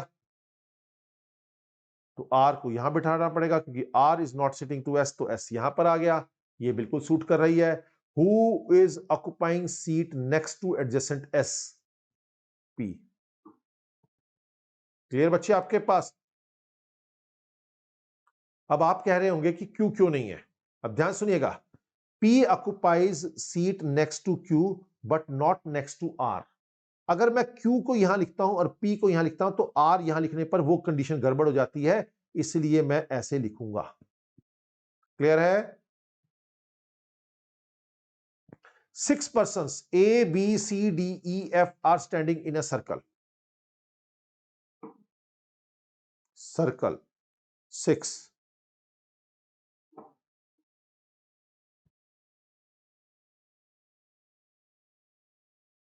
B is between D and C. B is between D and C. अब देखिए यहां पे C हो सकता है, यहां पे D हो सकता है। A is between E and C. इसका मतलब गड़बड़ हो गई। अब हम क्या करते हैं, चेक करते हैं। F is right of D. F is right of D. अब देखिए अगर मैं D को यहां बिठाता हूं तो राइट ऑफ डी में तो बी आएगा, इसका मतलब मेरी कंडीशन गड़बड़ हो गई। ठीक, ये मेरे पास आ गया, सी ऑप्शन यहां पर आ गया। अब उन्होंने बोला F is to the right of D, तो एफ को यहां पर लेकर आना पड़ा मेरे को। अब कुछ और, ए इज बिटवीन ई एंड सी, ये ई होगा तो ये ए होगा मेरे पास। अब वो कहता है who is between A and F, A and F के बीच में कौन आ गया, ई आ गया, तो हमारे पास आंसर आ गया डी पार्ट। अजम्पशंस हम लेकर चलेंगे जो हो सकती है, ठीक है ना। उसके बाद नेचुरली उसमें कोई ना कोई एक ऐसी कंडीशन आ जाएगी जिससे वो सारी ओमिट होती जाएंगी। 5 persons are standing in a row, line. One of the 2 persons at the extreme end is a professor. अब प्रोफेसर यहां भी हो सकता है, प्रोफेसर यहां भी हो सकता है। And other is a businessman, एक बिजनेसमैन है। मैं कहता हूं यहां पे बिजनेसमैन है, अगर यहां पर प्रोफेसर है। An advocate is standing to the right of the student, ठीक है। मैं कहता हूं स्टूडेंट यहां पर है तो एडवोकेट यहां पर है। An author is to the left of the businessman. अब ध्यान से सुनिएगा, इसका मतलब बिजनेसमैन यहां तो हो नहीं सकता, क्योंकि अगर बिजनेसमैन इस एंड पर होगा तो उसके लेफ्ट की तो बारी आएगी नहीं, वो यहां आ गया। Author is to the left of the businessman, इसका मतलब ऑथर यहां आ गया, तो एडवोकेट यहां पर आ गया। तो इसका मतलब यहां पर हमारे पास क्या हो गया, स्टूडेंट यहां पर आ गया। अब वो कहता है the student is standing between professor and advocate, बिल्कुल प्रोफेसर एंड एडवोकेट के बीच में भी कंडीशन हो गई। Counting from the left, the advocate is at the position of first, second, third. Third position पर वो एडवोकेट साहब बैठे हुए हैं, ठीक है बच्चा लोग। If P is Q's daughter, P जो है वो क्यू की डॉटर है। Q is R mother, Q है जो आर की मदर है, इसका मतलब ये सिर्फ वो गए। S is hours brother, S जो है वो आर का ब्रदर है, तो एस कैसे रिलेट करेगा पी को। अब ध्यान सुनिएगा, पी डॉटर है, बिल्कुल बात ठीक है। ये तो पता लग गया कि ये फीमेल है, बट इसने लिखा क्यू इज आर मदर। मुझे अभी तक आर के जेंडर का नहीं पता, बट मुझे ये पता है कि जो आर का ब्रदर है एस, अगर आर का ब्रदर एस है, पी आर की सिस्टर है, क्योंकि पी क्या है, क्यू की डॉटर है, और क्यू जो है आर की मदर है, तो इसका मतलब ये भी बहन भाई या भाई बहन जो भी है, तो जो एस है हमें पता है ये मेल है, तो ये मेरे पास क्या बन जाएगा, ब्रदर बन जाएगा। क्या बन जाएगा, ब्रदर बन जाएगा। If X is a brother of, X is a brother of son, I repeat, X is a brother of son of Y's son. Y का जो सन है उसका जो सन है एक्स उसका ब्रदर है। How X is related to this one. अब ध्यान सुनिएगा, एक्स अगर इसका सन है तो इसका भी सन है, तो नेक्स्ट जनरेशन आ गई, तो क्या आ गया हमारे पास, ग्रैंड सन। क्लियर बड़ा। और अगर कल पूछ लेता वाई एक्स का क्या है, वो ग्रैंड पा हो जाता, ग्रैंड फादर।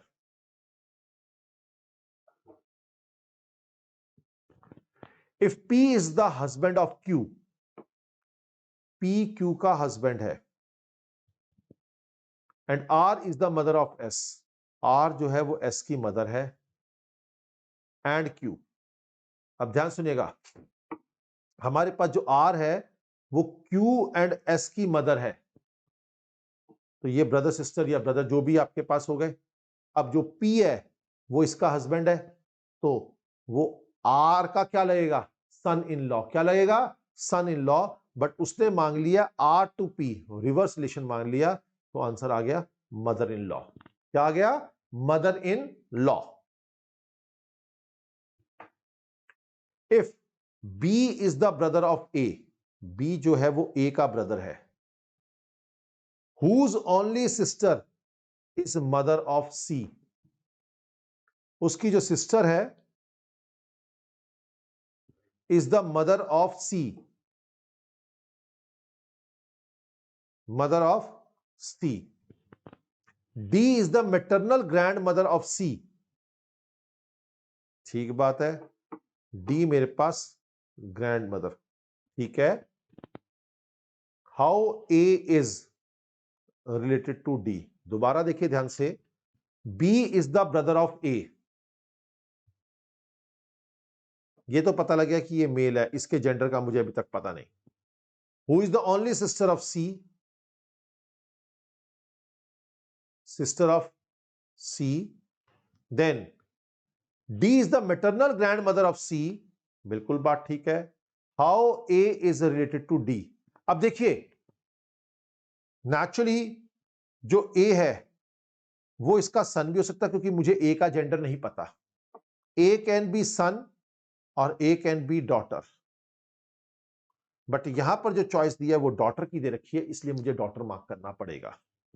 बट अपने माइंड से ये निकाल दीजिए कि वो सन और डॉटर दोनों आ जाए तो क्या करेंगे। अगर सन और डॉटर आएगा तो कोई ना कोई ऐसा हिंट दिया होगा उसके जेंडर के बारे में कि इधर ही वो मेल है या फीमेल है, उसके हिसाब से हम आंसर निकाल देंगे। या इन चीजों को जरा ध्यान से समझिएगा, ठीक है ना। जहां पर हमें जेंडर पता ही नहीं, फिर हम आंसर के ऊपर डिपेंड हो जाते हैं कि उसने क्या ऑप्शन रखी है हमारे पास। क्लियर बच्चा लोग।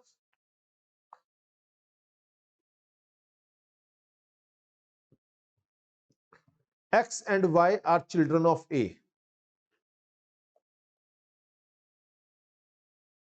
A is the father of X.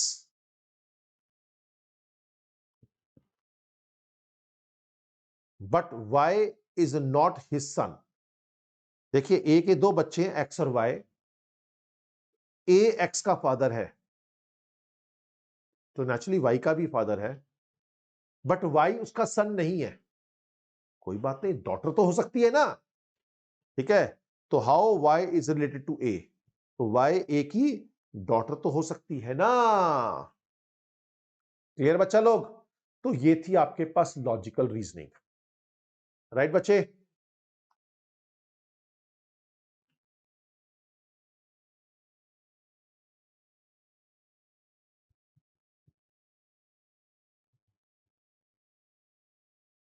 हाँ जी बच्चा लोग, मैथमेटिक्स हो गया, एलआर हो गया। जिन बच्चों का थोड़ा सा अगर मैथ्स में हाथ टाइट है तो वो एलआर को बहुत अच्छे से कर लीजिएगा। आ जाते हैं स्टैट्स के ऊपर। The number of times particular items occur in a class interval is called its frequency, is called its frequency. Clear बच्चा लोग, इस चीज को ध्यान रखिएगा, जो जितनी बारी आया है रिपीट किया है उसको हम फ्रीक्वेंसी बोलते हैं। An ogive is a graphical representation of, ogive किसका है, हमारे पास रिप्रेजेंटेशन ऑफ ग्राफिकल मीडियन निकालने के लिए होता है। और ओजाइव को हम लोग क्या बोलते हैं, कम्युलेटिव फ्रीक्वेंसी डिस्ट्रीब्यूशन भी बोलते हैं। हमारे पास क्या आ गया, ए पार्ट, क्योंकि लेस देन और more than with respect to cumulative frequency हमारे पास ग्राफ होती है। दो टाइप की होती है ना, एक लेस देन और एक मोर देन, जहां पर वो कट करता है वहां पे मीडियन आ जाता है। Clear. From the following data cumulative frequency for this one, अब फ्रीक्वेंसी क्यूमुलेटिव फ्रीक्वेंसी क्या हो जाएगी, 4, 10, 30, 38 एंड 41। अब उसने पूछा है क्लास इंटर 20 to 30, ये रहा। तो हमारे पास जो चाहिए क्या है, हमारे को चाहिए cumulative frequency, cumulative frequency 30, answer is D part. Frequency से क्यूमुलेटिव फ्रीक्वेंसी जाना तो सबको आता है, right? Histogram can be shown as, हमें पता है हिस्टोग्राम्स रेक्टेंगल्स में बनता है, बार्स में बनता है, ऐसे कर, राइट? तो हमारे पास आ जाएगा रेक्टेंगल। हिस्टोग्राम होता क्या है? Area diagram. किसके लिए? मॉड के लिए।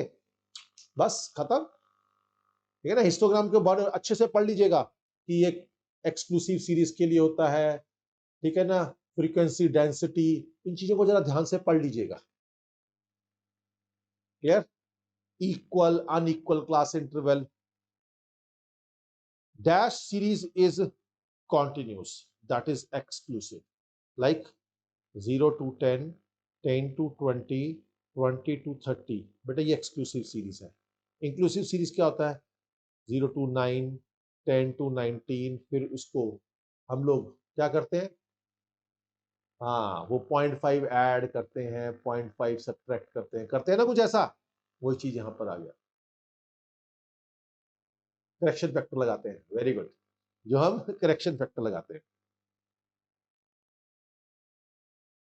ऑजाइव ग्राफ अभी बात की हमने, मीडियन, डिसाइल्स एंड क्वार्टाइल्स। देखिए ध्यान से, ऑजाइव से हम लोग सब कुछ निकाल लेते हैं, पार्टीशन वैल्यूज, चाहे ऑजाइव से मीडियन, क्वार्टाइल्स, डिसाइल्स, परसेंटाइल सब निकल आता है। इसलिए जो इसका आंसर रहेगा वो ऑल ऑफ दीज रहेगा, ठीक है? क्योंकि मीडियन भी हमारे पास क्या है? एक पार्टीशन वैल्यू है। Histogram is useful to determine, अले बोलो, वही चीज दोबारा आ गई आपके पास। Data are said to be dash if the investigator himself is responsible for the collection of data। देखो, मैंने डाटा खुद ही कलेक्ट किया तो वो मेरे लिए क्या होगा? Primary data, first hand information. हाँ, उस डाटा को कोई यूज करता है, that is so called secondary data. A suitable graph for representing portion of total into sub parts, that is pie chart, सबसे इंपॉर्टेंट रहता है, ठीक है? The arithmetic mean of 15 observation is 9। तो इसका मतलब सम ऑफ 15 ऑब्जर्वेशंस मेरे पास क्या आ गई? 9 इंटू 15, 135। पहली 9 ऑब्जर्वेशंस का जो सम है वो 11 है, 11 इंटू 9, 99। तो बाकी कितनी बची? 135 माइनस 99 ओवर ऑब्जर्वेशन बची 6, 36 by 6 that is equal to 6। तो आंसर बन गया मेरे पास बी पार्ट। क्या बन गया? B part. देखिए, पहली 15 का जो मीन है, अर्थमेटिक मीन है, वो 9 है। तो हमें टोटल चाहिए था, तो क्या फॉर्मूला होता है हमारे पास? होता है ना, summation of x that is equal to n into x bar. तो 135 आ गया, दूसरे का 99 आ गया, इसमें से माइनस करके नंबर ऑफ ऑब्जर्वेशन से डिवाइड कर दिया, आ गया। In a moderately skewed distribution the value of mean and median are this one. हमें पता है फॉर्मूला होता है mode is equal to 3 median minus 2 mean, median 8, 12, 24 minus 24 that is 0। Answer आ गया ये चीज। Which of the following is positional average? अभी हमने किया पोजिशनल एवरेज, मीडियन हो, पार्टीशन वैल्यूज में जो भी आ जाए, आंसर आ गया। पोजिशनल एवरेज दो होती हैं, mod and average. Mod and median. एक हमारे पास होती है पोजिशनल एवरेज, ठीक है, और दूसरा एक हमारे पास होती है मीन, जिसमें हम लेकर चलते हैं मैथमेटिकल एवरेज। क्लियर आपके पास? For symmetric distribution mean is equal to mode is equal to median. देखिए ध्यान से, जब हम ये बनाते हैं तो सेंटर में mean is equal to median is equal to mode, ये चीज चलती है आपके पास। ये चीज ध्यान रखिएगा, है ना। हाँ,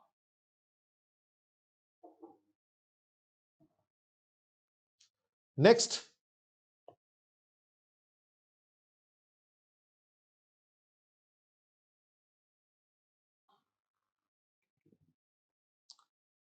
नेक्स्ट देखेंगे, for the distribution this the value of median is.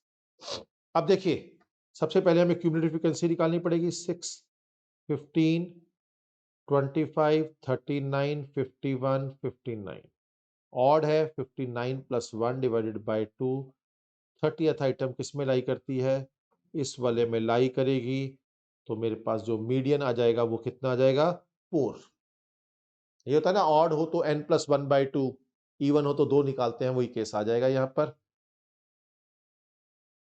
The quartile division of 6 numbers this दीजिए। क्वार्टाइल डिवीजन का फॉर्मूला होता है Q3 minus Q1 divided by 2। पहले डाटा को अरेंज करेंगे। डाटा को अरेंज किया, क्या बना हमारे पास डाटा अरेंज कर कर? 8, 15, 36, 38, 40, 41। 1 2 3 4 5 6, 1 2 3 4 5 6, बिल्कुल ठीक लिखा है, क्योंकि कभी ध्यान रख लीजिएगा, कभी कभी जल्दी जल्दी में एक मिस हो जाता है। Q3 का फॉर्मूला हमारे पास क्या आएगा? 3 इंटू n प्लस 1/4, 3 इंटू 7/4, 5.25। 5.25 का मतलब है fifth plus 0.25 of sixth minus fifth. Fifth item is what? Fifth item is what? 1 2 3 4 5, 40 plus 0.25 of sixth minus this one, 1, 40.25. Q1, that is equal to 1 into n plus 1/4, मतलब 7/4, 1.75, that will become first term 8 plus 0.75 of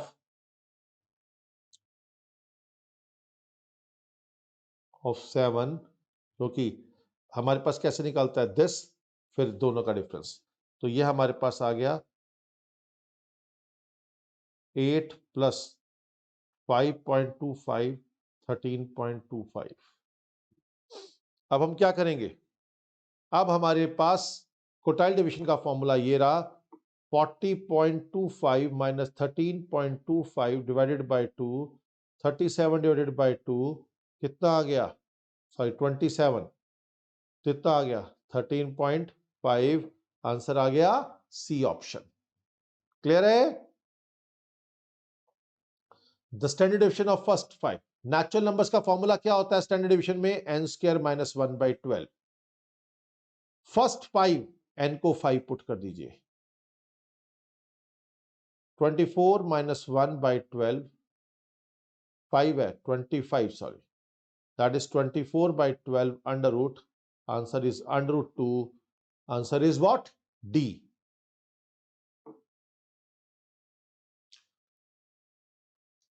If the profit of a company remains same for the last 10 months, then the standard deviation of profit of a company would be what? 0। क्योंकि अगर सब कुछ same है तो mean भी same है, और standard division का फॉर्मूला होता है summation of x minus x bar का होल स्क्वायर ओवर n। अगर सेम चल रहा है तो x और x बार क्या होंगे? इक्वल होंगे, और जब हम इक्वल वैल्यूज पुट करेंगे तो उनका डिफरेंस 0 हो जाएगा, और स्टैंडर्ड डिविजन क्या हो गया? 0। Coefficient of quartile division is 1/4, then this one is. बड़ा मजेदार क्वेश्चन है। हमें पता है Q3 minus Q1 over Q3 plus Q1 is equal to 1/4। मुझे Q3 ओवर Q1 लगाना है।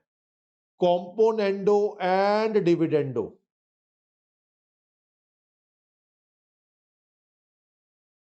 प्रोपोर्शन में किया था। इन दोनों को ऐड करेंगे 2Q3, इन दोनों को सब्ट्रैक्ट करेंगे -2Q1, इन दोनों को ऐड करेंगे 5, इन दोनों को सब्ट्रैक्ट करेंगे -3। 2 से 2 कैंसिल हो गया,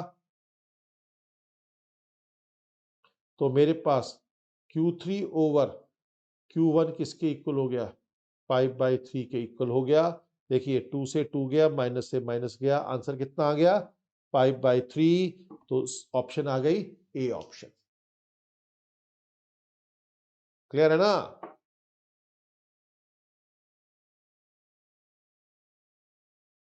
हाँ जी। Question number 79, the sum of mean and standard deviation of the series is a plus B. Mean plus standard deviation a plus B है। If we add to each number, हर एक number में 2 2 2 add कर दिया गया। अब ध्यान सुनिएगा, in mean change of origin and scale दोनों का फर्क पड़ता है, मतलब प्लस माइनस करने पर भी और मल्टीप्लाई डिवाइड करने पर भी। बट स्टैंडर्ड डिवीजन में या डिस्पर्शन में ऐड सब्ट्रैक्ट करने का कोई भी फर्क नहीं पड़ता, मल्टीप्लाई यानी कि स्केल का फर्क पड़ता है। अब यहां पर क्या किया मैंने, हर ऑब्जर्वेशन में 2 ऐड किया, तो मीन की वजह से 2 तो ऐड हो जाएगा, बट स्टैंडर्ड की वजह से, स्टैंडर्ड डिवीजन की वजह से उसमें कुछ भी ऐड नहीं होगा, क्योंकि standard division remains invariant with the change of origin. Origin का मतलब है प्लस माइनस करना। तो हमारे पास जो आंसर आएगा वो कितना आ जाएगा, a प्लस बी बाय 2। बेटा इसको थोड़ा सा चेक कर लेंगे, ये ऐसे लिखा जाएगा। ठीक है बेटा जी, जब हम इसको कंपेयर करेंगे फॉर्मूला से, तो हमारे पास जो फॉर्मूला होता है वो फॉर्मूला होता है 1 ओवर दिस e की पावर माइनस एक्स बार का whole square over 2 times of this one. ये e की पावर में है, तो इसका मतलब स्टैंडर्ड डिवीजन आ गया 4, मीन आ गया आपके पास 10। अब निकाला क्या है, मीन के बारे में पूछा है, मीन के बारे में पूछा है, तो मीन हमारे पास कितना है 10, ज्यादा कैलकुलेशन करने की जरूरत ही नहीं है फिर हमारे पास, तो हमारे पास आंसर आ गया 10। क्लियर? क्लियर? कल कोएफिशिएंट ऑफ वेरिएशन पूछ ले, जो बड़ा हॉट क्वेश्चन होता है, तो that is standard division divided by mean into 100। वहां पर अगर मैं कोएफिशिएंट ऑफ वेरिएशन पूछ लेता 4/10 इनटू 100, आंसर 40 आ जाता। ठीक है बच्चे? If mean and variance are this one, mean है 5, वेरिएंस है 3, पुट किया, Q कितना आ गया 3/5, P कितना हो गया 2/5, दोनों का डिनोमिनेटर सेम है, न्यूमरेटर Q का बड़ा है, इसलिए P is less then Q, तो मेरे पास कितना आ गया B पार्ट। क्लियर? मीन हमें पता है क्या होता है NP, वेरिएंस क्या होता है NPQ, स्टैंडर्ड डिवीजन क्या होता है √NPQ, binomial theorem distribution, sorry. In a Poisson distribution e raised per minus m, m की power r over r factorial, that is p of x is equal to r, e की power minus m की power 4 over 4 factorial, e की power minus m की power 5 over 5 factorial। अब देखा जाए तो जब m4 इससे कैंसिल होगा तो m बचेगा, m की वैल्यू कितनी आ गई हमारे पास 5 फैक्टोरियल, जब इससे कैंसिल होगा तो 5, तो m की वैल्यू होगी 5। और हमें पता है कि पॉइजन हमारे पास क्या है, यूनिपैरामेट्रिक। पॉइजन डिस्ट्रीब्यूशन हमारे पास क्या है, यूनिपैरामेट्रिक, और उसका एक ही पैरामीटर है, that is so called mean. Binomial, ध्यान से सुन लीजिएगा, पॉइजन आपका डिस्क्रीट के अंडर आता है, वो यूनिपैरामेट्रिक होता है और उसका एक पैरामीटर होता है m। बायनोमियल हमारे पास डिस्क्रीट के अंडर आता है, वहां पर 2 पैरामीटर होते हैं, बाय पैरामीट्रिक बोला जाता है, एक n and p।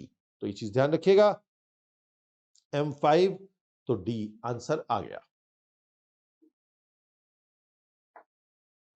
Area between -1.96 to +1.96 in a normal standard division. बेटा बेसिकली हमारे पास हो गया that is 95, that is 95%। Two events A and B are such that they do not occur simultaneously, then these are so called mutually disjoint events। मतलब कि जहां पर दो के बीच में इकट्ठा कुछ भी कॉमन ना हो, इकट्ठा हो ही ना सके।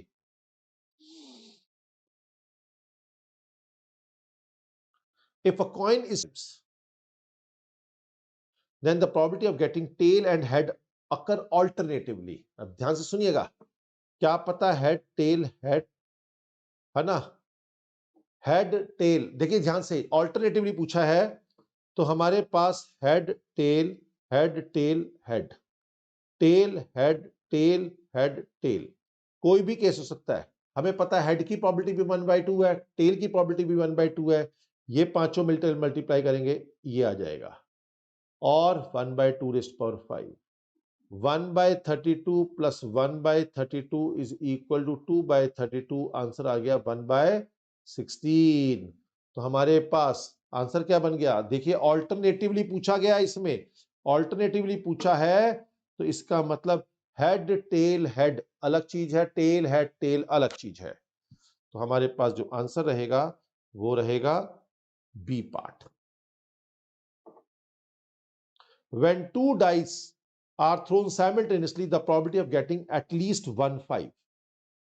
देखो 5 वाले टोटल मिलाकर 12 केसेस होते हैं,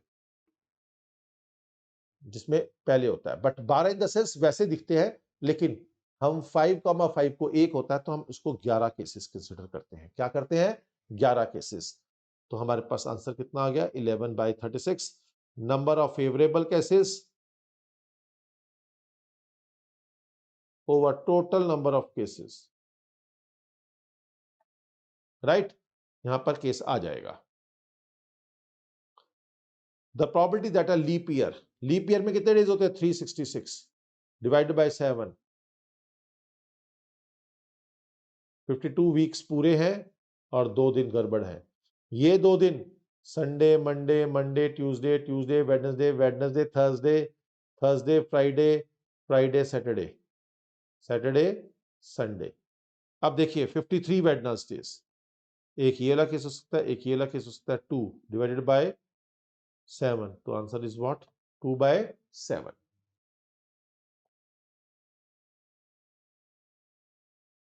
अगर नॉर्मल ईयर की बात करते तो उसमें एक ही दिन बचता, वो 1/7। Ram is known to hit a target 2 out of 3 shots, Ram 2/3,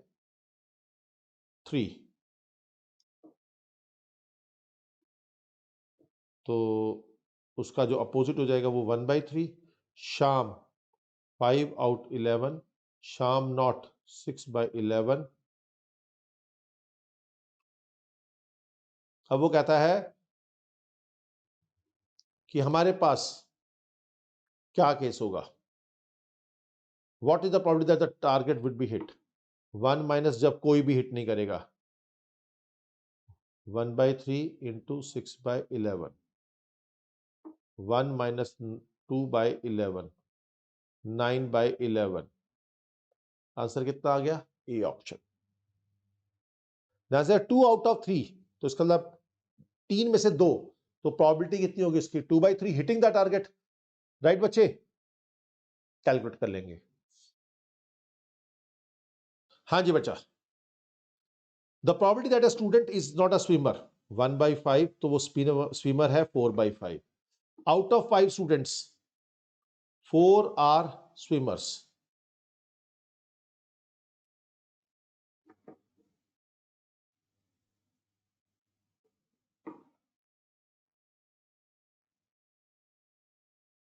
और 1/5 ये आ जाएगा, तो आंसर आ जाएगा सी ऑप्शन।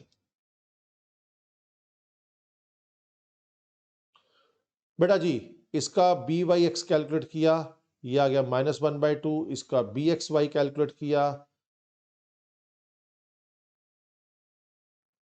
इसका हम लोग कैलकुलेट कर लेते हैं बी वाई एक्स, तो आ गया minus the coefficient of X over coefficient of Y,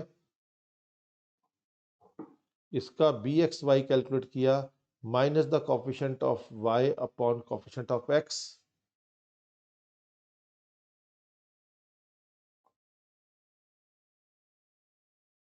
उसने पूछा है y और x कौन सी लाइन है।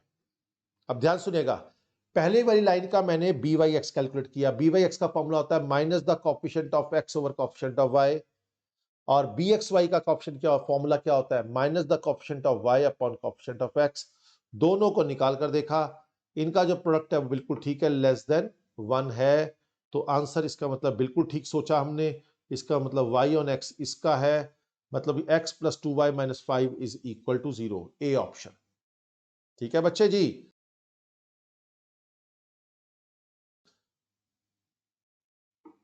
this one the coefficient of variations are. अब देखिए 3x minus y is equal to 0. byx क्या निकालेंगे? byx that is equal to minus the coefficient of x over coefficient of y.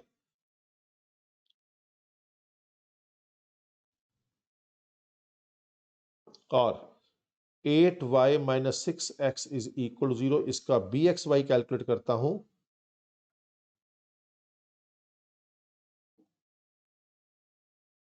bxy calculate करेंगे तो क्या आ जाएगा हमारे पास? That is minus the coefficient of x over coefficient of y 8/6. इसका जो मल्टीपल है वो नहीं बनता, इसलिए bxy क्या बन जाएगा? 1/3 और byx क्या बन जाएगा मेरे पास? 6/8.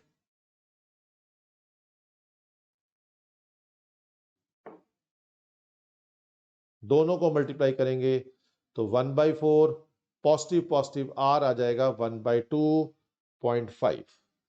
अर्थमेटिक मीन ऑफ रिग्रेशन हमें पता है am is always greater than equal to gm.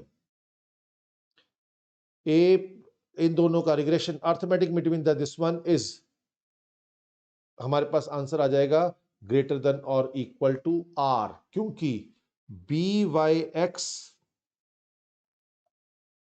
Plus bxy over 2 is greater than equal to under root byx into bxy. वो हमारे पास क्या है? r होता है.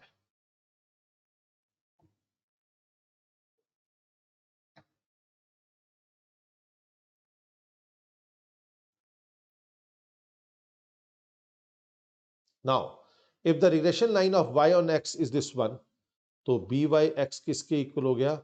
1 के इक्वल हो गया. byx किसके इक्वल हो गया? 1. r हमें पता है ये चीज है. अब ध्यान सुनिएगा, हमें पता है byx is equal to r standardization of y upon standardization of x. byx कितना दिया हुआ है? 1. r कितना दिया हुआ है? 1/2. ठीक है ना? अब ये standardisation of y upon standardisation of x, तो उनका जब स्क्वायर करेंगे 2 आ गया, और जब स्क्वायर किया तो 4 आंसर आ जाएगा जब उसका स्क्वायर हो गया.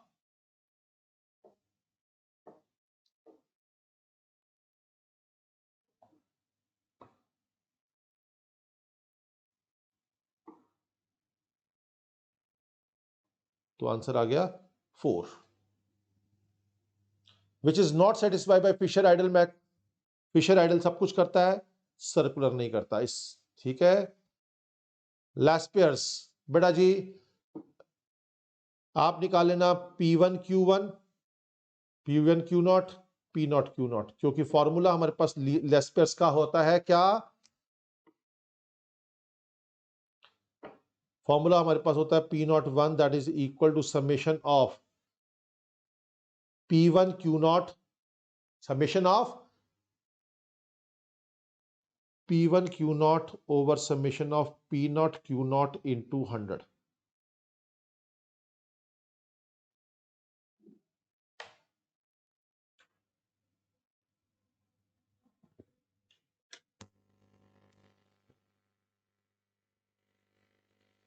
P1 Q1 डालेंगे तो 140 160 300 600 आ गया. P0 Q0 कितना आएगा मेरे पास? P0 Q0 120 200 240 वो आ गया 560. निकाल लीजिए 600 डिवाइडेड बाय 560 इंटू 100 107.14. राइट, क्योंकि लैस्पियर्स बेस ईयर क्वांटिटी के ऊपर होता है, पाशेस करंट ईयर क्वांटिटी के ऊपर होता है. बेटा देखिए हमारे पास the cost of living index is this one. The salary formula हमारे पास क्या होता है? अब देखिए यहां पर क्या है? ओल्ड येरा न्यू येरा. ये ओल्ड, ठीक है ना? हमारे पास होता है salary in the beginning into CLA at the end divided by 97.5। Calculate करेंगे 19500 इंटू 115 डिवाइडेड बाय 97.5, 23,000।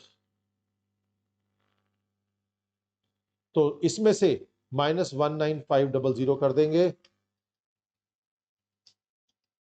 3500। इसका मतलब 3500 रुपए का मेंटेनेंस। देखिए बेटा होता क्या है, पैसा सपोज मेरी इनकम है, अगर कल इनकम बढ़ भी जाती है तो मैं थोड़ा सा दुखी रहूंगा, क्योंकि जिस हिसाब से इन्फ्लेशन हुआ है उसके हिसाब से मेरी सैलरी नहीं बढ़ी।